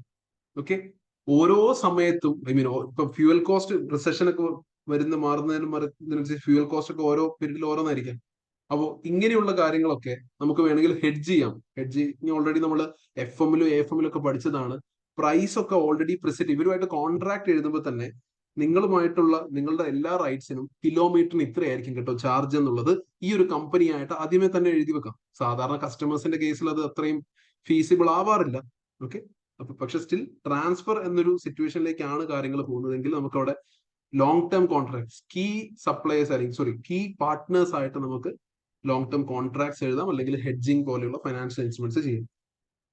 Next one is avoid by continually investing in R&D. ഈ competition നമുക്ക് ഒഴിവാക്കാം. കാരണം നമുക്കറിയാം competitive ആയിട്ട് നിൽക്കണമെങ്കിൽ ഡിഫറൻസിയേഷൻ വേണം, ഡിഫറൻസിയേഷൻ ചെയ്യണമെന്നുണ്ടെങ്കിൽ ഇന്നോവേഷൻ വേണം. സോ കണ്ടിന്യൂസ്ലി ഇൻവെസ്റ്റ് ചെയ്തുകൊണ്ടേയിരിക്കുക ഇൻ ടെക്നോളജി സൈഡിൽ. And we can reduce competition by differentiating the services. We can focus on customer experience or we can explore new markets. അങ്ങനെ ഡൈവേഴ്സിഫൈ ചെയ്തുകൊണ്ട് കോമ്പറ്റീഷനെ റെഡ്യൂസ് ചെയ്യാം. Then customer retention. Already നമ്മൾ attract ചെയ്ത് ഇവിടെ എത്തിച്ച കസ്റ്റമേഴ്സിനെ റീറ്റെയിൻ ചെയ്യുക അല്ലെ. Reduce the risk of losing customers by improvising our loyalty programmes. പിന്നെ ഇങ്ങനെ ഒരു ഇൻഡസ്ട്രിയാണ്. സെൻബി 14 വർഷമായിട്ടുണ്ട്, നമ്മൾ 12 വർഷമായിട്ടുണ്ട്. സം ലെവൽ ഓഫ്, നേരത്തെ എപ്പോഴും പറയാറുള്ള പോലെ, some level of competition risk എന്തായാലും ഉണ്ടാവും. This is inherent. Okay, last risk ആണ് ലൈസൻസിങ് റിസ്ക് എന്നുള്ളത്. ലൈസൻസിങ് റിസ്കിനെ മോഡൽ ചെയ്യുന്ന സമയത്ത് ട്രാൻസ്ഫർ ആണെങ്കിൽ transfer risk by securing legal insurance to cover potential fines or penalties. നിയമം തെറ്റിക്കുന്നതുമായിട്ട് ബന്ധപ്പെട്ട് എന്തെങ്കിലും ഒരു പുതിയൊരു പെട്ടെന്നൊരു റെഗുലേഷൻ വരാം, അതുമായിട്ട് പെട്ടെന്ന് ഒറ്റയടിക്ക് എനിക്ക് ആ ചേഞ്ച് ചിലപ്പോൾ അക്കോമഡേറ്റ് ചെയ്യാൻ പറ്റണമെന്നില്ല അല്ലെ. അപ്പോൾ അങ്ങനെ എന്തെങ്കിലും ഉണ്ടെങ്കിൽ നമ്മളൊരു ലീഗൽ ഇൻഷുറൻസ്, ഇങ്ങനെയുള്ള ഇൻഷുറൻസ് ഒക്കെ ഉണ്ട് കേട്ടോ. ലീഗൽ ഇൻഷുറൻസ് പറഞ്ഞാൽ നിയമത്തിൽ എന്തെങ്കിലും വരുന്ന ഒരു ചേഞ്ചോ കാര്യങ്ങളോ പെട്ടെന്ന് അക്കോമഡേറ്റ് ചെയ്യാൻ പറ്റാതെ വരുന്ന സമയത്ത് അതുമായിട്ട് ബന്ധപ്പെടുത്തി നമുക്ക് വന്നേക്കാവുന്ന ഫൈൻസും പെനാൽറ്റീസ് ഒക്കെ ട്രാൻസ്ഫർ ചെയ്യാൻ വേണ്ടി നമുക്ക് ലീഗൽ ഇൻഷുറൻസ് യൂസ് ചെയ്യാം. ട്രാൻസ്ഫർ എന്ന വാക്ക് കേൾക്കുമ്പോഴൊക്കെ എപ്പോഴും ഇൻഷുറൻസുമായിട്ട് റിലേറ്റ് ചെയ്തുകൊണ്ട് തന്നെ ചിന്തിക്കാം. Next one is avoid non compliance with regulations. അങ്ങനത്തെ സിറ്റുവേഷൻ വരുത്താതിരിക്കുക. നമ്മൾ ലോക്കൽ റെഗുലേഷൻ, നമ്മൾ ഓൾറെഡി വലിയൊരു ലീഗൽ ടീം നമുക്കുണ്ട്. ആ ലീഗൽ ടീമിനെ ഓരോ സിറ്റിയിലെയും ലൈസൻസിങ് റെഗുലേഷൻസും മറ്റ് റൂൾസ് ആൻഡ് റെഗുലേഷൻസ് ഒക്കെ മോണിറ്റർ ചെയ്തുകൊണ്ടേ ഇരിക്കുക. അത് മാക്സിമം എന്നല്ല, അത് കംപ്ലൈ ചെയ്തുകൊണ്ടേ ഇരിക്കുക, അനുസരിച്ച് തന്നെ ഇരിക്കുക. Then reduce regulatory risk. Okay, പെട്ടെന്ന് എന്തെങ്കിലും ചേഞ്ചസോ കാര്യങ്ങളൊന്നും വരാതെ we can engage with the licensing authorities. അവരുമായിട്ട് നമ്മുടെ ലോബിങ് എഫേർട്സ് എന്ന് പറഞ്ഞാൽ അവരുമായിട്ടൊരു ക്ലോസ് കണക്ഷൻ ഒക്കെ മെയിൻറ്റെയിൻ ചെയ്ത് നമുക്ക് അനുകൂലമല്ലാത്ത നിയമങ്ങൾ വരുന്നതിൽ നിന്ന് അവരെ തടയുക. അങ്ങനത്തെ റൂൾസും കാര്യങ്ങളും കൊണ്ടുവരുന്ന അവരെ തടയുക. ഓക്കെ, അത് ബേസിക്കലി കുറച്ച് ഒരു അൺഎത്തിക്കൽ സൈഡിൽ പറയാൻ പറ്റുന്ന ഒരു കാര്യമാണ്. പക്ഷെ സ്റ്റിൽ റെഗുലേറ്ററി റിസ്കിനെ മിറ്റിഗേറ്റ് ചെയ്യുന്ന സമയത്ത് നമുക്ക് പറയാം, അല്ലെങ്കിൽ അവരുമായിട്ട് ഒരു ക്ലോസ് കമ്മ്യൂണിക്കേഷൻ നടത്തി, അല്ലെങ്കിൽ എന്താണോ what is the change that is going to happen എന്നുള്ളത് മുൻകൂട്ടി അറിയുക എന്നുള്ളതൊക്കെയാണ്. ഓക്കെ, സോ പ്ലസ് നമുക്കൊരു സ്ട്രോങ് ലീഗൽ ടീം ഉണ്ടെങ്കിൽ ഒക്കെ നമുക്ക് ഈ പറയുന്ന റിസ്ക് റിഡക്ഷൻ പോസിബിൾ ആണ്. പിന്നെ some level of regulatory risk is inherent എന്നുള്ളത് മനസ്സിലാക്കുക. ഓക്കെ, ഇനി അടുത്ത സ്റ്റേക്ക് ഹോൾഡർ അനാലിസിസ് അല്ലെങ്കിൽ മെന്റലോസ് മെട്രിക്സ് ആണ് ചാപ്റ്റർ നമ്പർ 7. നമ്മൾ സ്റ്റേക്ക് ഹോൾഡേഴ്സിൽ ഒരുപാട് ഡിസ്കസ് ചെയ്തതാണ്. സ്റ്റേക്ക് ഹോൾഡേഴ്സ് പഠിച്ച സമയത്ത് ഹൈ പവറും ഹൈ ഇൻട്രസ്റ്റും ആണെങ്കിൽ അവരെ നമ്മൾ കീ പ്ലേയേഴ്സ് ആണ്. അപ്പൊ നമ്മളൊരു സ്റ്റേക്ക് ഹോൾഡർ അനാലിസിസ് ഒക്കെയാണ് റിപ്പോർട്ടിലൊക്കെ ചെയ്യേണ്ടതെങ്കിൽ who are the key players? Government regulators are key players. Government is key player. Government holds significant power as they can influence the licensing, as they can influence the whole business, which can directly impact the company's operation. എന്തുകൊണ്ടാണ് government high interest വരുത്താൻ കാരണം? High interest എന്ന് പറയുമ്പോൾ നമ്മളുടെ revenue കൂടിക്കൊണ്ടിരിക്കുകയാണ്. നമ്മൾ ultimately ഗവൺമെന്റിനാണ് tax കൊടുക്കേണ്ടത്, അല്ലെ? ഓരോ ലോസ് ആൻഡ് റെഗുലേഷൻസ് ഗവൺമെന്റ് ആണ് ഇഷ്യൂ ചെയ്യുന്നത്. സോ അത് എല്ലാ കമ്പനീസും അനുസരിക്കണമെന്ന് ഗവൺമെന്റ് ആഗ്രഹിക്കുന്നു. So that is high interest. Okay, high power government ആണ്, ഒബ്വിയസ്ലി ഹൈ പവറുമാണ്. സോ എൻഗേജ്മെന്റ് സ്ട്രാറ്റജി, ഇതിന് ഇപ്പൊ എന്താണ് നമുക്ക് ചെയ്യാൻ പറ്റുക എന്നുള്ളത്, ഗവൺമെന്റിനെ എങ്ങനെ BIGO should engage proactively with government regulators. We should ensure complying with all the regulations, participating in industry consultation, lobbying for favorable policies. നേരത്തെ പറഞ്ഞ കാര്യങ്ങളാണ്. ഇനി അടുത്തത് വെഞ്ചർ ക്യാപിറ്റൽ ഇൻവെസ്റ്റേഴ്സ്. നമുക്കിപ്പോ അറിയാം, നമ്മളുടെ ഇനീഷ്യൽ ഫണ്ട് മുതൽ 80% of the funds are now hold by large institutional investors അല്ലെങ്കിൽ വെഞ്ചർ ക്യാപിറ്റൽ ഇൻവെസ്റ്റേഴ്സ് ആണ്. Yes, they have power, they have interest. എന്താണ് അവരുടെ ഇൻട്രസ്റ്റ്? അവർ അത്രയും വലിയൊരു ഫൈനാൻഷ്യൽ കമ്മിറ്റ്മെന്റ് നമുക്ക് തന്നിട്ടുണ്ട്, അത്രയും വലിയൊരു ക്യാപിറ്റൽ അവർ ഇൻഫ്യൂസ് ചെയ്തിട്ടുണ്ട്. So they are highly interested in the company success, അല്ലെ? പവർ ഉണ്ടോ? യെസ്, പവർ ഉണ്ട്. ഒരു ഡിസിഷൻ മേക്ക് ചെയ്യാനോ കാര്യങ്ങളോ ഒക്കെ 80%ഓളം വോട്ടിംഗ് റൈറ്റ്സ് ഹോൾഡ് ചെയ്യുന്നവരാണ് ഈ പറയുന്ന venture capital investor. So what is the engagement strategy? Regular communication, transparent financial reporting and involvement in strategic decisions are crucial for the support. ഇനി അടുത്ത എക്സിക്യൂട്ടീവ് മാനേജ്മെന്റ്. ഇനി ആരാണ് ഈ എക്സിക്യൂട്ടീവ് മാനേജ്മെന്റ് എന്നുള്ളത്? നമ്മുടെ ബോർഡിനെയാണ് ബേസിക്കലി ഉദ്ദേശിച്ചത്. നമ്മുടെ ബോർഡിലുള്ള എക്സിക്യൂട്ടീവ് ഡയറക്ടേഴ്സിന് കേട്ടോ. CEO, CFO, CTO, CMO എന്നൊക്കെ പറഞ്ഞ് പഠിച്ചത്. ഓക്കെ, സോ അവർക്ക് പവർ ഉണ്ട്, അതുകൊണ്ടാണല്ലോ അവർ ഡിസിഷൻസ് എടുക്കുന്നത്. ഓക്കെ, ഇൻട്രസ്റ്റ് ഉണ്ട്, കാരണം കമ്പനിയുടെ സക്സസിനനുസരിച്ചായിരിക്കും അവരുടെ സാലറി, ബോണസസ് ഒക്കെ. Engagement strategy, regular strategic meetings, performance review, alignment on companies goals and values. ഇനി അടുത്ത ലോക്കൽ അതോറിറ്റീസ്. ലോക്കൽ അതോറിറ്റീസിനെ ഞാനിപ്പോൾ മാപ്പ് ചെയ്ത് വെച്ചിരിക്കുന്നത്. ലോക്കൽ അതോറിറ്റീസിന് നല്ല പവർ ഉണ്ട്, വലിയ ഇൻട്രസ്റ്റ് ഒന്നും അവർക്ക് പറയുന്നില്ല, പക്ഷെ അവർക്ക് ഹൈ പവർ ഉണ്ട്. എന്തുകൊണ്ട് ഹൈ പവർ ഉണ്ടെന്ന് പറയാൻ കാരണം, ഓരോ ഓപ്പറേറ്റിംഗ് ലൈസൻസ് ഇഷ്യൂ ചെയ്യുന്നതൊക്കെ ലോക്കൽ അതോറിറ്റീസ് ഓരോ സിറ്റിയിലോ, അല്ലെ? അതുകൊണ്ടാണ് പവർ ഉണ്ടെന്ന് പറയാൻ കാരണം. ഇൻട്രസ്റ്റ് കുറവാണെന്ന് തോന്നാൻ കാരണം, ഇങ്ങനെ നമ്മൾ മാത്രമല്ലല്ലോ TNC, അവിടെ വരുന്ന എല്ലാ TNC നമ്മളുടെ ഒരു BIGO എന്ന കമ്പനിയിലേക്ക് അവർക്ക് വലിയ സ്പെഷ്യൽ ഇൻട്രസ്റ്റ് ഒന്നും ഉണ്ടെന്ന് എനിക്ക് തോന്നിയില്ല. അതുകൊണ്ട് ഞാൻ ലോ കൊടുത്തു. വീണ്ടും പറയാണ്, വളരെ സബ്ജക്റ്റീവ് ആയിട്ടുള്ള കാര്യങ്ങളാണ്. നിങ്ങൾക്ക് ഹൈ ഇൻട്രസ്റ്റ് തോന്നിയാൽ അതിനനുസരിച്ചുള്ള മാപ്പിങ്ങും കാര്യങ്ങളും ഡിസ്കസ് ചെയ്യാം. ഓക്കെ, എന്തുകൊണ്ടാണെന്ന് മനസ്സിലല്ലേ? സോ BIGO എന്താ ചെയ്യേണ്ടത്? BIGO should ensure compliance with all the regulations. BIGO should maintain A positive relationship with local authorities. Okay, occasional briefings on how BIGO is benefiting the local community can also keep them satisfied. Keep them satisfied. That is the solution. മെന്റലോ പറഞ്ഞിട്ടുണ്ടായിരുന്ന solution ഇങ്ങനെയുള്ള പ്ലേയേഴ്സിനെ keep them satisfied. എങ്ങനെ അവരെ satisfied ആക്കുക? അവരുടെ പറയുന്ന regulations ഒക്കെ നമ്മൾ അഡയർ ചെയ്യുക എന്നുള്ളതാണ്. ഓക്കെ, ഇനി ലോ പവർ ആണ്, ഹൈ ഇൻട്രസ്റ്റ് ആണ്. അതിൽ ആദ്യം തന്നെ ഡ്രൈവേഴ്സിന്റെ കാര്യം എഴുതാൻ കാരണം, ഡ്രൈവേഴ്സിന്റെ കേസിൽ നമ്മളോട് സ്പെസിഫിക്കലി പറയുന്നുണ്ട്, ബീലാൻഡ് എന്ന കൺട്രിയിൽ ഒരു ട്രേഡ് യൂണിയനോ കാര്യങ്ങളൊന്നും ഇല്ല. ഡ്രൈവേഴ്സിന് ഒരു കളക്റ്റീവ് വോയിസ് ഉയർത്തുവാനുള്ള ഒരു യൂണിയനോ കാര്യങ്ങളൊന്നും ഇല്ല. സോ ബേസിക്കലി പവർ അവർക്ക് കുറവാണ്. ഹൈ ഇൻട്രസ്റ്റ് ഉണ്ട് ബിക്കോസ് ദെയർ ലൈവ്ലിഹുഡ് എന്ന് പറയുന്നത് BIGOയുടെ ഓപ്പറേഷൻസുമായിട്ട് ഡയറക്ട്ലി റിലേറ്റഡ് ആണ്. BIGO ഉണ്ടെങ്കിലേ ഡ്രൈവേഴ്സ് ഉണ്ട്, റൈറ്റ്? സോ അങ്ങനെയുള്ളവരെ നമ്മൾ കീപ് ഇൻഫോംഡ്. നമ്മൾ കൊണ്ടുവരുന്ന എന്തെങ്കിലും മേജർ ചേഞ്ചസും കാര്യങ്ങളൊക്കെ കീപ് ദം ഇൻഫോംഡ്. ഒരു പക്ഷേ ഡ്രൈവർ സാറ്റിസ്ഫാക്ഷൻ കുറയാനുള്ള റീസൺ, നമ്മൾ അവർക്ക് കൊടുത്തുകൊണ്ടിരുന്ന കമ്മീഷൻ 85%-ൽ നിന്ന് നമ്മൾ കുറച്ച് 50-60 ആക്കിയിട്ടുണ്ടാവാം, അറിയില്ല. അങ്ങനെ എന്തെങ്കിലും ഉള്ളത് കൊണ്ടായിരിക്കും. അപ്പോൾ അതൊക്കെ വരുമ്പോൾ ഡ്രൈവർ സാറ്റിസ്ഫാക്ഷൻ റേറ്റ് കുറയും. Okay, so analysis, while individual drivers may have limited power, collectively they are crucial. അപ്പൊ മനസ്സിലാക്കുക, number of active customers are rising in Bland. ബി-ലാൻഡിൽ കസ്റ്റമേഴ്സിന്റെ കൗണ്ട് ഭയങ്കരമായിട്ട് കൂടുന്നുണ്ട്. അപ്പൊ അതിനനുസരിച്ച് തന്നെ ഡ്രൈവേഴ്സിന്റെ സൈഡും കൂടുന്നുണ്ടാകും. ഡ്രൈവേഴ്സിന്റെ സൈഡ് അങ്ങനെ കൂടിയിട്ടുണ്ടെങ്കിൽ അല്ലെ, എന്താ, നാളെ ഒരു ട്രേഡ് യൂണിയൻ അല്ലെങ്കിൽ ഡ്രൈവേഴ്സിന്റെ ഒരു യൂണിയൻ ഉണ്ടാവാനുള്ള സാധ്യതയുണ്ട്. അപ്പോൾ അങ്ങനെ ഒരു യൂണിയൻ ഉണ്ടായി കഴിഞ്ഞാൽ അത് ബിസിനസ്സിന് പോസിറ്റീവ് ആവുന്ന രീതിയിൽ ഫെസിലിറ്റേറ്റ് ചെയ്യേണ്ട കാര്യങ്ങൾ ചെയ്യും. So keep drivers inform through regular communication, offer support and incentives, involve them in the feedback process, involve them in like ഒരു പാർട്ടിസിപ്പേറ്റീവ് ബജറ്റിംഗ് ഒക്കെ പഠിച്ചിട്ടില്ലേ നമ്മൾ PM പേപ്പറിലൊക്കെ പഠിക്കുന്നത്. അപ്പോൾ എന്തെങ്കിലും ഒരു ചേഞ്ച്, മേജർ ചേഞ്ച് ഒക്കെ കൊണ്ടുവരുന്നതിന് മുന്നേ അവരുടെ കൂടി ഒരു ഫീഡ്ബാക്ക് കൂടെ എടുത്തു നോക്കുക. സിമിലർലി വളരെ ലോ പവറും ഹൈ ഇൻട്രസ്റ്റും ഉള്ള മറ്റാളുകളാണ് കസ്റ്റമേഴ്സ്. എന്തുകൊണ്ടാണ് അവർക്ക് ലോ പവർ? അല്ലെ, അവര് ഇൻഡിവിജ്വൽ കസ്റ്റമേഴ്സ് ആണ്. അവർക്ക് കളക്റ്റീവ്ലി ഞാൻ ബീഗോ ചൂസ് ചെയ്യുന്നില്ല എന്നൊരാൾ ഡിസൈഡ് ചെയ്തതുകൊണ്ട് ബീഗോയുടെ ഓപ്പറേഷൻ ഒന്നും സ്റ്റോപ്പ് ചെയ്യാൻ പോകുന്നില്ല. സോ പവർ വളരെ ലോ ആണ്. ഹൈ ഇൻട്രസ്റ്റ് എന്താ? അർബൻ പോപ്പുലേഷൻ വളരെ ഹൈ ആയിട്ടുള്ള ഒരു ഇക്കണോമിയിലാണ് ഈ പറയുന്ന കസ്റ്റമേഴ്സ് എല്ലാവരും ഉള്ളത്. അപ്പൊ അവരുടെ ട്രാൻസ്പോർട്ടേഷൻ നീഡ്സിന് അവരെല്ലാവരും ഓരോ വർഷവും കൂടിക്കൊണ്ടിരിക്കുക, ആക്റ്റീവ് കസ്റ്റമേഴ്സ് കൂടിക്കൊണ്ടിരിക്കുക, വിച്ച് ഇസ് എ അല്ലെ, which is an evidence for high interest of the customers. So how can we engage them? Provide high quality, consistent, personalise service, loyalty പ്രോഗ്രാംസും കസ്റ്റമർ സർവീസ്. അപ്പൊ attract ചെയ്ത കസ്റ്റമേഴ്സിനെ retain ചെയ്യാൻ നോക്കുക അല്ലെ, അതിനുവേണ്ടി ലോയൽറ്റി പ്രോഗ്രാംസും കാര്യങ്ങളും കണ്ടിന്യൂസ്ലി കീപ് ദം ഇൻഫോംഡ് ആണ്. നല്ല രീതിയിൽ കമ്മ്യൂണിക്കേറ്റ് ചെയ്യുക, ഫീഡ്ബാക്സ് എടുക്കുക. ഇനി ലോ പവർ, ലോ ഇൻട്രസ്റ്റ് ഉള്ളത് നമ്മൾ പറഞ്ഞിട്ടുണ്ടായിരുന്നു, കുറച്ച് സ്മോൾ പ്രൈവറ്റ് ഇൻവെസ്റ്റേഴ്സ് ഒരു 10% ആളുകൾ ഉണ്ടായിരുന്നു അല്ലെ, പ്രത്യേകിച്ച് കുറച്ച് പൈസ കോൺട്രിബ്യൂട്ട് ചെയ്തിട്ട് ആ ഫണ്ട് നോക്കില്ലേ. ഇവർക്ക് ലോ പവർ ആണ്, പവർ ലോ ആണ്, കാരണം അവരൊറ്റയ്ക്ക് ഒന്നും ഡിസിഷൻ എടുക്കാനോ കാര്യങ്ങളൊന്നും പറ്റുന്നില്ല. They are just part of the share holders എന്നുള്ളത് മാത്രമേ ഉള്ളൂ. ഓക്കെ, ലോ ഇൻട്രസ്റ്റ് എന്ന് പറയാൻ കാരണം ഇൻട്രസ്റ്റ് വേണമെങ്കിൽ ഇവിടെ നിങ്ങൾക്ക് ഹൈ ആയിട്ടും പറയാം കേട്ടോ. ലോ ഇൻട്രസ്റ്റ് എന്ന് പറയാൻ കാരണം നമ്മൾ ഈ ഒരു മാപ്പിംഗിലേക്ക് പ്രത്യേകിച്ച് ആരും കിട്ടിയിട്ടില്ല, അതുകൊണ്ട് സ്മോൾ പ്രൈവറ്റ് ഇൻവെസ്റ്റേഴ്സിനെ കൊണ്ടുവന്നതാണ്. ഇനി വീണ്ടും ഫർദർ കാര്യങ്ങൾ നമുക്ക് നമ്മൾ ഇതിൽ ഇൻക്ലൂഡ് ചെയ്യാത്ത 1-2 ആളുകളുണ്ട്.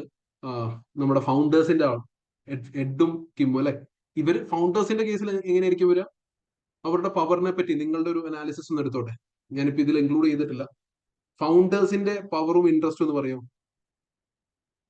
ഒന്ന് കമന്റ് ചെയ്തോ. ഫൗണ്ടേഴ്സിന്റെ ഇൻട്രസ്റ്റ് എന്താ? ഫൗണ്ടേഴ്സിന്റെ ഇൻട്രസ്റ്റ്, ഫൗണ്ടേഴ്സ് ആണ് അല്ലെ, അവരുടെ ഇൻട്രസ്റ്റ് ഒബ്വിയസ്ലി ഹൈ ആയിരിക്കും, പവർ ലോ ആയിരിക്കും. Very good.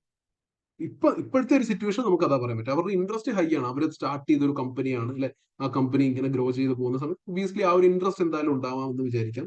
പവർ ലോ ആണ്, കാരണം ജസ്റ്റ് 10% മാത്രമേ അവർ ഷെയർസ് ഹോൾഡ് ചെയ്യുന്നുള്ളൂ. അത്രേ ഉള്ളൂ, നിങ്ങൾക്ക് ഇത് ചെയ്യാൻ പറ്റും.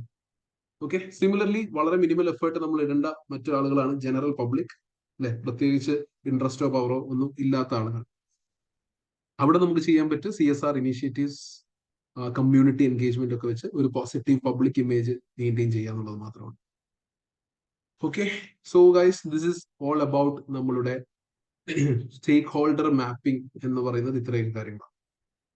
ഓക്കെ, ഇനി അടുത്ത നമ്മൾ ഡിസ്കസ് ചെയ്യാൻ പോകുന്നത്, ഞാൻ ഏറ്റവും എക്സ്പെക്ട് ചെയ്യുന്ന ഒരു ക്വസ്റ്റ്യൻ കൂടിയാണ്, മേ ബി വന്നേക്കാം. മെഷീൻ ലേണിംഗും ഡേറ്റ അനലിറ്റിക്സും AI ഒക്കെ എങ്ങനെയാണ് ബീഗോയുടെ കേസിൽ ചെയ്യാൻ പറ്റുക? ഓക്കെ, അപ്പൊ ഇതിൽ ഞാൻ വളരെ ഡീറ്റെയിൽ ആയിട്ട് സ്പ്ലിറ്റ് ചെയ്തിട്ടൊക്കെയാണ് എഴുതിയിരിക്കുന്നത്. AI-യുടെ കേസും മെഷീൻ ലേണിംഗിന്റെ കേസും ഡേറ്റ അനലിറ്റിക്സും. അപ്പൊ ഇതെല്ലാം പല സ്പ്ലിറ്റ് ആയിട്ടൊന്നുമല്ല. ഇതിപ്പോ ഏത് ചോദിച്ചു കഴിഞ്ഞാലും നിങ്ങൾ എഴുതേണ്ട ആൻസർ ഏതാണ്ട് സെയിം തന്നെയാണ്. ഓക്കെ, അപ്പോൾ ഈ പവർഫുൾ ടൂൾസ് ഉപയോഗിച്ച് ഡേറ്റ അനലിറ്റിക്സും മെഷീൻ ലേണിംഗും ഒക്കെ കൊണ്ട് എന്തൊക്കെ സംഭവിക്കും? How can we apply these technologies in different aspect of the business എന്നുള്ളത്.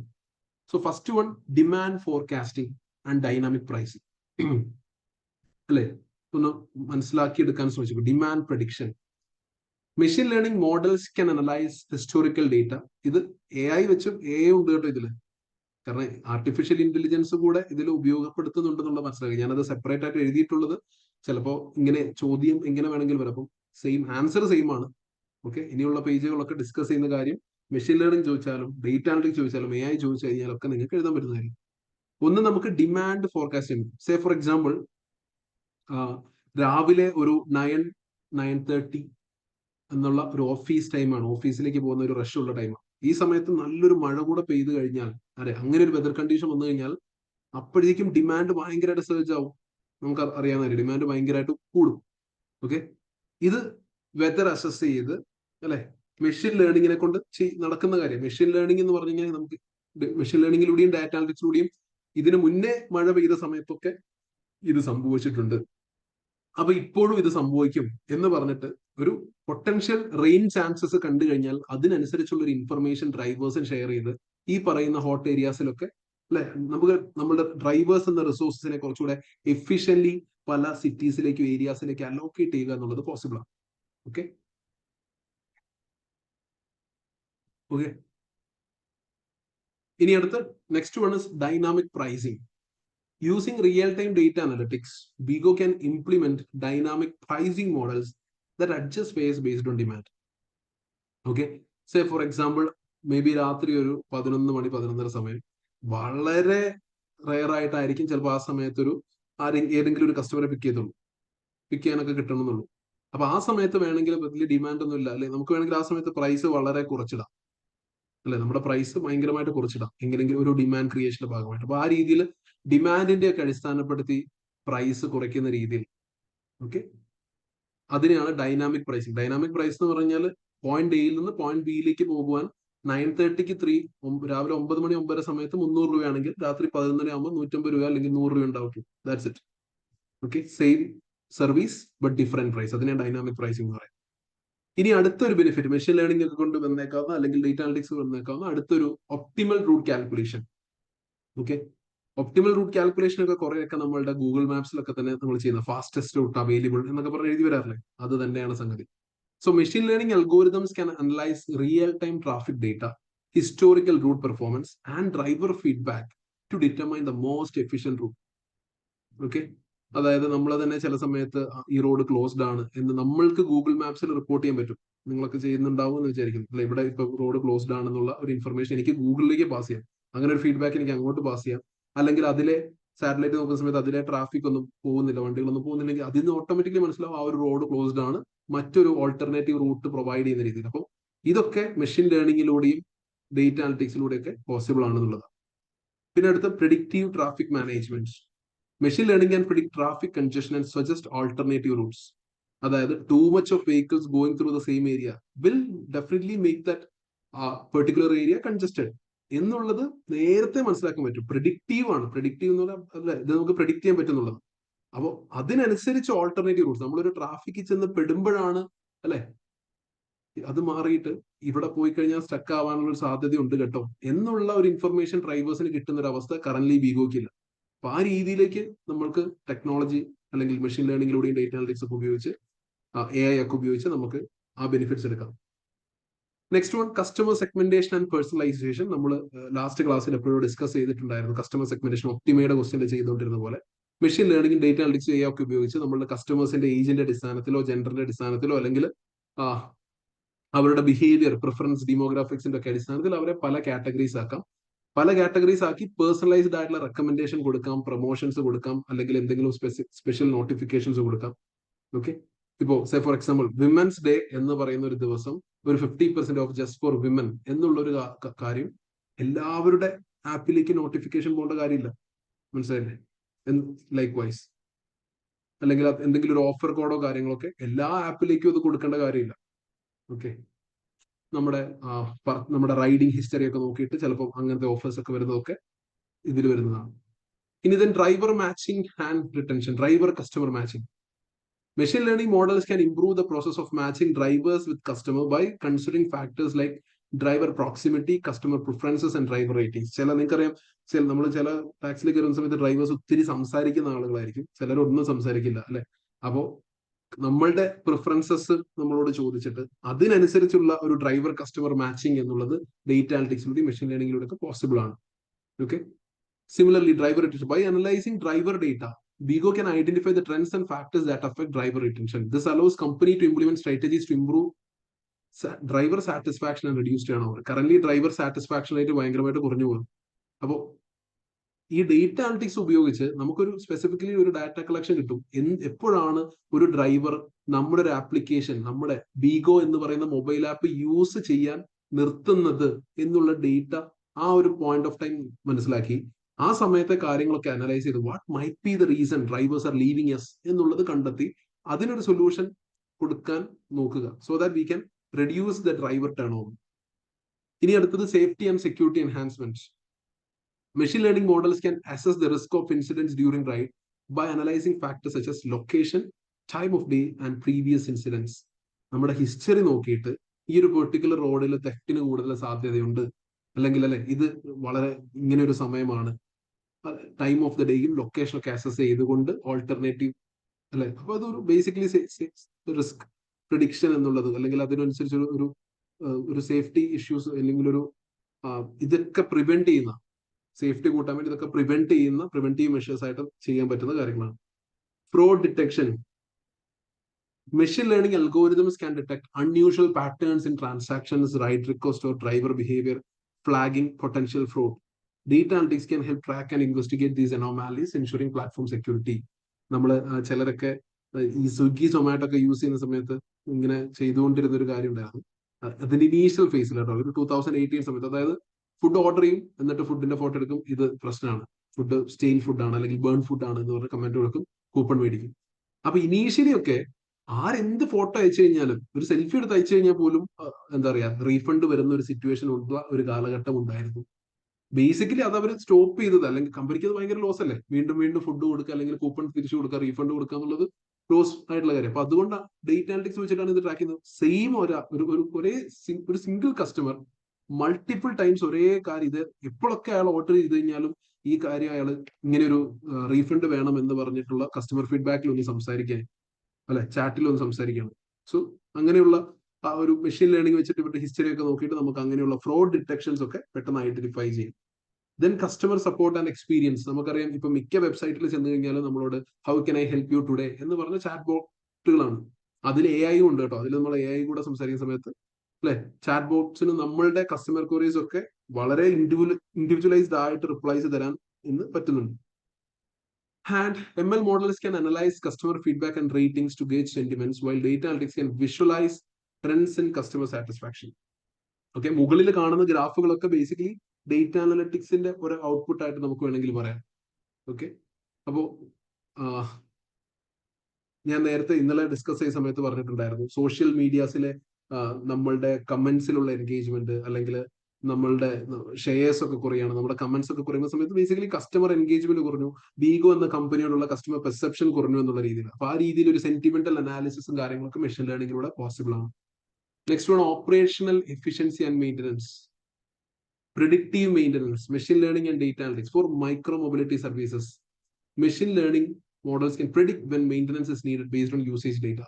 ഒരു 100 കിലോമീറ്റേഴ്സ് ബൈസൈക്കിൾ ഓടിച്ച് കഴിയുന്ന സമയത്ത് ഒക്കെ അതൊന്ന് മെയിൻറ്റെയിൻ ചെയ്യേണ്ട ആവശ്യമുണ്ട്.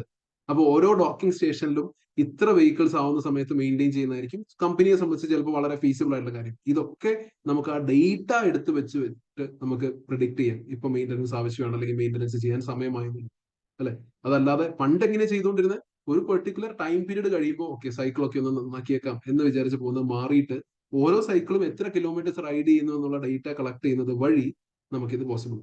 അപ്പൊ ബൈസൈക്കിൾ ആണ്, അതില് കിലോമീറ്റേഴ്സ് ഒന്നും റെക്കോർഡ് ചെയ്യുന്നില്ലെങ്കിലും നമുക്കറിയാം point A two point B എന്നുള്ളത് GPS നമുക്ക് ട്രാക്ക് ചെയ്യാൻ പറ്റും. അപ്പൊ ആ കിലോമീറ്റേഴ്സിന്റെ അടിസ്ഥാനത്തിൽ നമുക്ക് ഇത് മെയിൻ്റനൻസ് ഒക്കെ മനസ്സിലാക്കാൻ കഴിയും.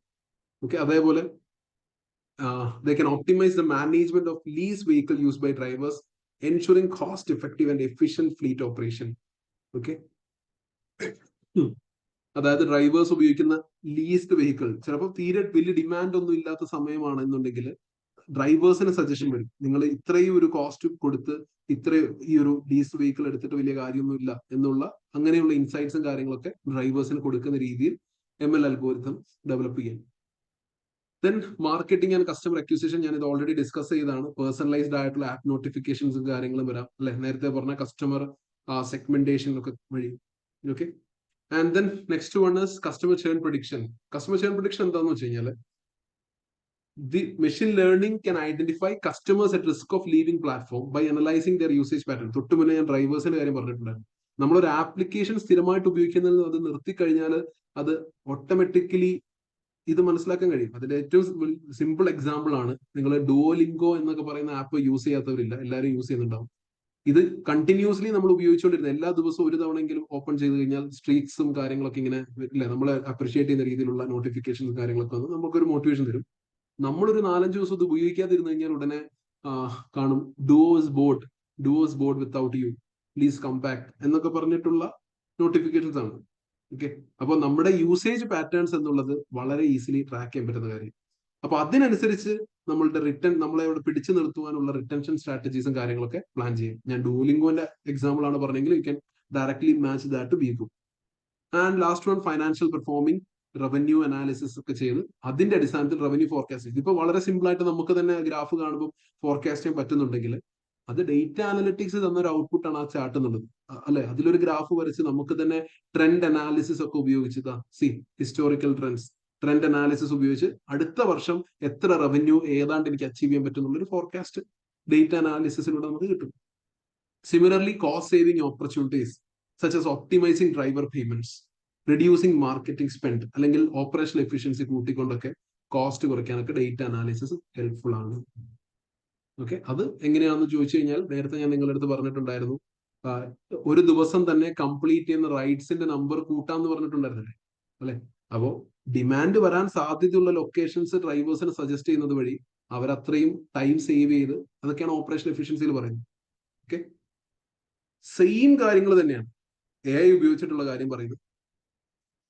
നേരത്തെ പറഞ്ഞ സാധനങ്ങൾ തന്നെ, predictive analytics and demand forecasting, personalized customer experience, safe and improving safety and security, driver feedback, customer sentiments, operational efficiency, cost reduction. അപ്പോൾ ഇതിൽ എന്ത് കാര്യങ്ങൾ എക്സ്ട്രാ വരുന്നത്? Innovative product development. AI can analyse customer data and market trends. നമ്മൾ customers നമ്മളെ leave ചെയ്ത് പോവാണെങ്കിൽ additionally പുതിയ സർവീസസ് കൊണ്ടുവരാത്തത് കൊണ്ടായിരിക്കും, അല്ലെങ്കിൽ പേഴ്സണലൈസ്ഡ് ആയിട്ടുള്ള ട്രാഫിക്കൽ പാക്കേജസ്, സബ്സ്ക്രിപ്ഷൻ മോഡൽ, അതൊക്കെ ഇങ്ങനത്തെ കാര്യങ്ങളൊക്കെ AI തന്നെ സജസ്റ്റ് ചെയ്യുന്ന രീതി. AI can improve micro mobility services by optimizing placement of bicycles or scooters based on the predicted demand. അതായത് ചില പെർട്ടിക്കുലർ ഏരിയാസിൽ കൂടുതൽ ഡിമാൻഡ് ഉണ്ടാവുമല്ലോ, നമ്പേഴ്സ്. അപ്പൊ അങ്ങനെയുള്ള ഡോക്കിംഗ് സ്റ്റേഷനിൽ കൂടുതൽ സൈക്കിൾസും കാര്യങ്ങളൊക്കെ അവൈലബിൾ ആക്കി കൊടുക്കുക എന്നുള്ളതൊക്കെ. ഓക്കെ, അപ്പൊ machine learning, data analytics, AI എന്നൊക്കെ പറയുന്ന കാര്യങ്ങൾ നിങ്ങൾക്ക് കൺക്ലൂസീവ് ആയിട്ട് ഒന്നിച്ച് എഴുതാൻ പറ്റുന്ന കാര്യങ്ങൾ. കുറച്ചൊരു പോയിന്റ് നിങ്ങൾ പഠിച്ചു വെക്കുക. കാരണം എന്തായാലും റിസ്ക് മാനേജ്മെന്റിനെ പറ്റിയിട്ട് ഒരു ചോദ്യം എന്തായാലും വന്നേക്കാം എന്ന് പറയുന്നത് പോലെ അടുത്തൊരു കാര്യമാണ് machine learning, data analytics, AI എന്നുള്ളത്.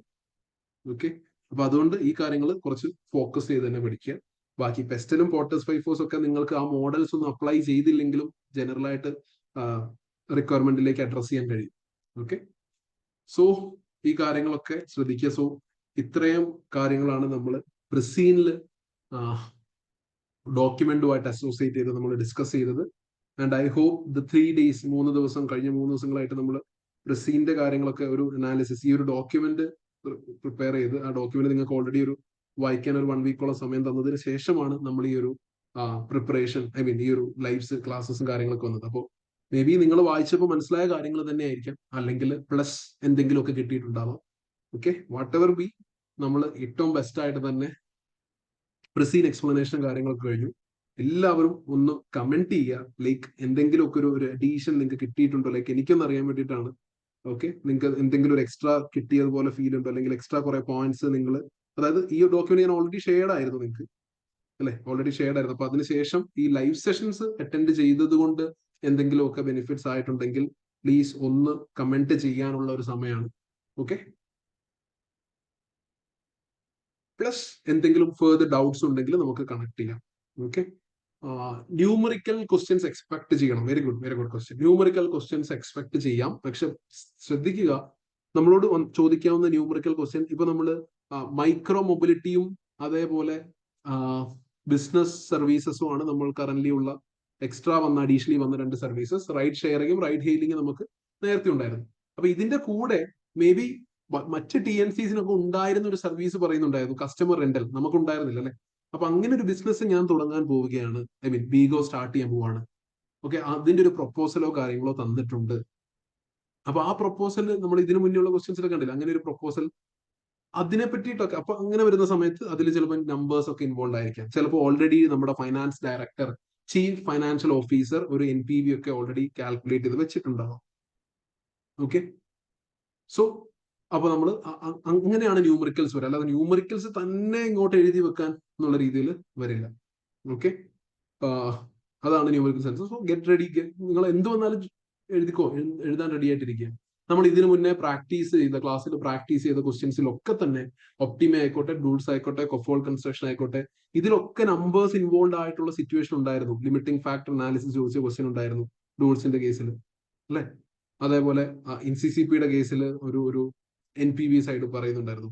അപ്പോൾ ഇതിനെപ്പറ്റി ഒക്കെ ഒരു ഐഡിയ ഒക്കെ ഉണ്ടാക്കി NPV ഒന്ന് എന്താ ചെയ്യേണ്ടത്. പക്ഷെ ഇൻ കേസ് നിങ്ങൾ സ്റ്റക്ക് ആണെങ്കിലും, പ്രത്യേകം ശ്രദ്ധിക്കും, ഇൻ കേസ് സ്റ്റക്ക് ആണെങ്കിലും നമ്പേഴ്സിനേക്കാളും കൂടുതൽ നിങ്ങൾ കൊടുക്കുന്ന ന്യൂമറിക്കലിനേക്കാളും കൂടുതൽ നിങ്ങൾക്ക് അതിൽ നിന്ന് തന്നെ ആ സെയിം സിനാരിയോ വെച്ചിട്ട് തിയറി എഴുതി മാർക്ക് വാങ്ങുന്നു. Because this is strategic business leader paper. Okay, അതുകൊണ്ട് നമ്പേഴ്സിൽ ടു മച്ച് ഫോക്കസ്ഡ് ആയി പോവാതിരിക്കാൻ ശ്രദ്ധിക്കുക. ഓക്കെ, TNC-യിൽ SWOT അനാലിസിസ് അപ്ലൈ ചെയ്യാൻ പറ്റുമോ? വീണ്ടും പറയാണ്, SWOT അനാലിസിസ് എന്നൊക്കെ പറയുന്ന സംഗതി വന്ന വളരെ, അത് ഒരിക്കലും ഡയറക്ട്ലി SWOT അനാലിസിസിനെ പറ്റി പറയൂ എന്നായിരിക്കില്ല ചോദിക്കുക. ചിലപ്പോൾ ഒരു പ്രിപ്പയർ റിപ്പോർട്ട് നമ്മുടെ BGOയുടെ സ്ട്രെങ്ത് വീക്ക്നെസ് ഒക്കെ പറഞ്ഞിട്ടുണ്ടാവും. ഇങ്ങനെയൊക്കെ ചോദിച്ചാൽ വളരെ എളുപ്പമാണ്. നമുക്ക് ഒരുപാട് കാര്യങ്ങൾ പറയാനുണ്ടാവും. സ്ട്രെങ്ത് വീക്ക്നെസ് ഒക്കെ, അല്ലെ? നമ്പർ ഓഫ് ആക്റ്റീവ് കസ്റ്റമേഴ്സ് കൂടുന്നതും ബീലാൻഡ് എന്ന കൺട്രിയുടെ ഡീമോഗ്രാഫിക്സ് ഒക്കെ നമ്മുടെ സ്ട്രെങ്ത്തിൽ പറയാവുന്ന കാര്യം. വേറെ ഒത്തിരി കാര്യമുണ്ട്, ടെക്നോളജി സ്റ്റാഫ് കാര്യം നമ്മൾ ഡിസ്കസ് ചെയ്ത് നോക്കിയാൽ. സിമിലർലി വീക്ക്നെസ് പറയാനാണെങ്കിൽ മറ്റ് TNCs-ന്റെ അത്രയും സർവീസസ്, എനിക്ക് കസ്റ്റമർ റെന്റൽ എന്ന് പറയുന്ന സർവീസ് ഇല്ല, അതെന്റെ ഒരു വീക്ക്നെസ് ആണ് എന്നൊക്കെ ആ രീതിയിലൊക്കെ പറയാം.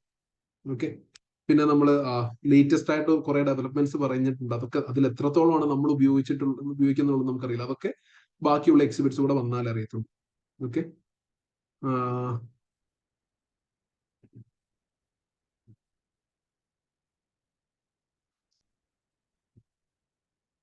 okay, how much time to be spent for answering each question? That totally depends on the available marks. ഞാൻ നിങ്ങളുടെ അടുത്ത് പറഞ്ഞു 14 മാർക്സിന്റെ ഒരു ക്വസ്റ്റ്യൻ ആണ് വരുന്നതെങ്കിൽ, 14 മാർക്സിന്റെ ക്വസ്റ്റ്യൻ ആണ് വരുന്നതെങ്കിൽ നമ്മൾ പ്ലാൻ പ്രകാരം നമ്മൾ ഒരു 7 പോയിന്റ്സ് ആണ് കൊണ്ടുവരേണ്ടത് എന്ന് പറഞ്ഞു. 7 points which should be expanded into small paragraph, 7 short paragraphs with proper sub headings എന്നുള്ളതാണ്. അത്ര എഴുതുവാൻ നമ്മൾ എത്ര സമയം കൊടുക്കണം? That is 14 into 1.8. 14 marks into 1.8. അതാണ് അതിന്റെ ഒരു ടൈം ലിമിറ്റ് എത്രയാണെന്ന് ചോദിച്ചു കഴിഞ്ഞാൽ. ഓക്കെ ഓക്കെ, വേറെ ഡൗട്ട്സ് എന്തെങ്കിലും ഉണ്ടെങ്കിൽ ചോദിച്ചോ, അല്ലെങ്കിൽ നമുക്ക് സെഷൻ വൈൻഡ് അപ്പ് ചെയ്യാം. ഓക്കെ, PID വരാൻ ചാൻസ് ഉണ്ടോ? Project initiation document. സി, നമ്മൾ സിലബസിൽ പഠിച്ച എവിടുന്ന് വേണമെങ്കിലും ക്വസ്റ്റ്യൻ വരാം. ഞാനിപ്പോ PID വരാൻ ചാൻസ് ഇല്ല എന്ന് പറഞ്ഞിട്ട് ചിലപ്പോ ഫസ്റ്റ് വീക്കിൽ എഴുതുന്നവർക്ക് വന്നിട്ടുണ്ടാവില്ല, സെക്കൻഡ് വീക്ക് എഴുതുന്നവർക്ക് വരാം. അപ്പൊ അതുകൊണ്ട് അങ്ങനെയുള്ള ഒന്നും നമുക്ക് വരാൻ ചാൻസ് ഉണ്ട്. ഇതൊന്നും ഒരു ടീച്ചേഴ്സിനും പ്രെഡിക്റ്റ് ചെയ്യാൻ കഴിയില്ല. ഓക്കെ, അതുകൊണ്ട് പ്ലീസ് അങ്ങനെയുള്ള കാര്യങ്ങളൊന്നും നിങ്ങൾ കൺസിഡർ, നിങ്ങളെല്ലാ സിലബസ് ഏരിയ ഫുള്ളി കവർ ചെയ്യട്ടോ, നല്ല രീതിയിൽ പഠിച്ച് കവർ ചെയ്യാം. Okay, so that's it guys. Thank you. Glad to know session helpful ആണെങ്കിൽ. That's it. അപ്പോൾ ഗൈസ്, അങ്ങനെയാണെങ്കിൽ ഇനി എനിക്ക് പറയാനുള്ളത്, okay, thank you for having me as your tutor. Wonderful ആയിട്ടുള്ള ഒരു സെഷൻ ആയിരുന്നു, എസ്പെഷ്യലി ഇൻ മിഡ്സ്റ്റ് ഓഫ് കുറെ ഇഷ്യൂസ് ഇടയ്ക്ക് വന്ന ഇഷ്യൂസ് ഇൻ ടേംസ് ലൈക്ക് വളരെ എന്നെ സംബന്ധിച്ച് വളരെ തിരക്കുള്ള, പേഴ്സണലി വളരെ തിരക്കുള്ള ഒരു സെഷൻ ആയിരുന്നു. But still we managed to complete the whole syllabus. We managed to complete all the questions as we promised. Okay, so ഈ പറഞ്ഞ പോലെ എല്ലാവരും നല്ല രീതിയിൽ എക്സാം അടിപൊളിയായിട്ട് എഴുതുക. No matter what, you have to give your best. Okay, നിങ്ങൾക്ക് കുറച്ചും കൂടെ എന്താ പറയാ, കുറച്ചും കൂടെ അവസാനത്തെ ഒരു ടോപ്പ് ടിപ്സ് എന്നുള്ള രീതിയിലൊക്കെ ഞാൻ ഒരു class means it could be A recorded video, ഒരു ക്ലാസ് കൂടെ ഞാൻ എനിക്ക് കുറച്ച് SBL ഇനി ഫർദർ നമ്മൾ ശ്രദ്ധിക്കേണ്ട കുറച്ച് ടോപ്പ് ടിപ്സ് ആയിട്ടുള്ള കുറച്ച് കാര്യങ്ങളൂടെ പറഞ്ഞുകൊണ്ടുള്ള ഒരു വീഡിയോ ഞാൻ പറ്റുമെങ്കിൽ നാളെ തന്നെ ഷെയർ ചെയ്യാം. Okay, I am working on it. Okay, അപ്പൊ അതുകൂടെ നിങ്ങൾ കേട്ടിട്ടേ എല്ലാവരും എക്സാമിന് പോകുള്ളൂ. ഓക്കെ, മെയിൻ വൈൽ നിങ്ങൾ നല്ല രീതിയിൽ പ്രിസീനിൽ നല്ല രീതിയിൽ ഇൻവെസ്റ്റ് ചെയ്യുക. Okay, all the very best, not just for exam but also in your career. കാരണം SBL കഴിഞ്ഞിട്ട് അതിന്റെ അഡ്വാൻസ് പേപ്പേഴ്സ് ഒന്നും ഇല്ലാത്തതുകൊണ്ട് പ്രോബബ്ലി ഒരു ക്ലാസ്സിലോ അല്ലെ നമ്മൾ we may not meet. Okay, so once again thank you. Okay, and good luck for exams. All the very best guys. Take care.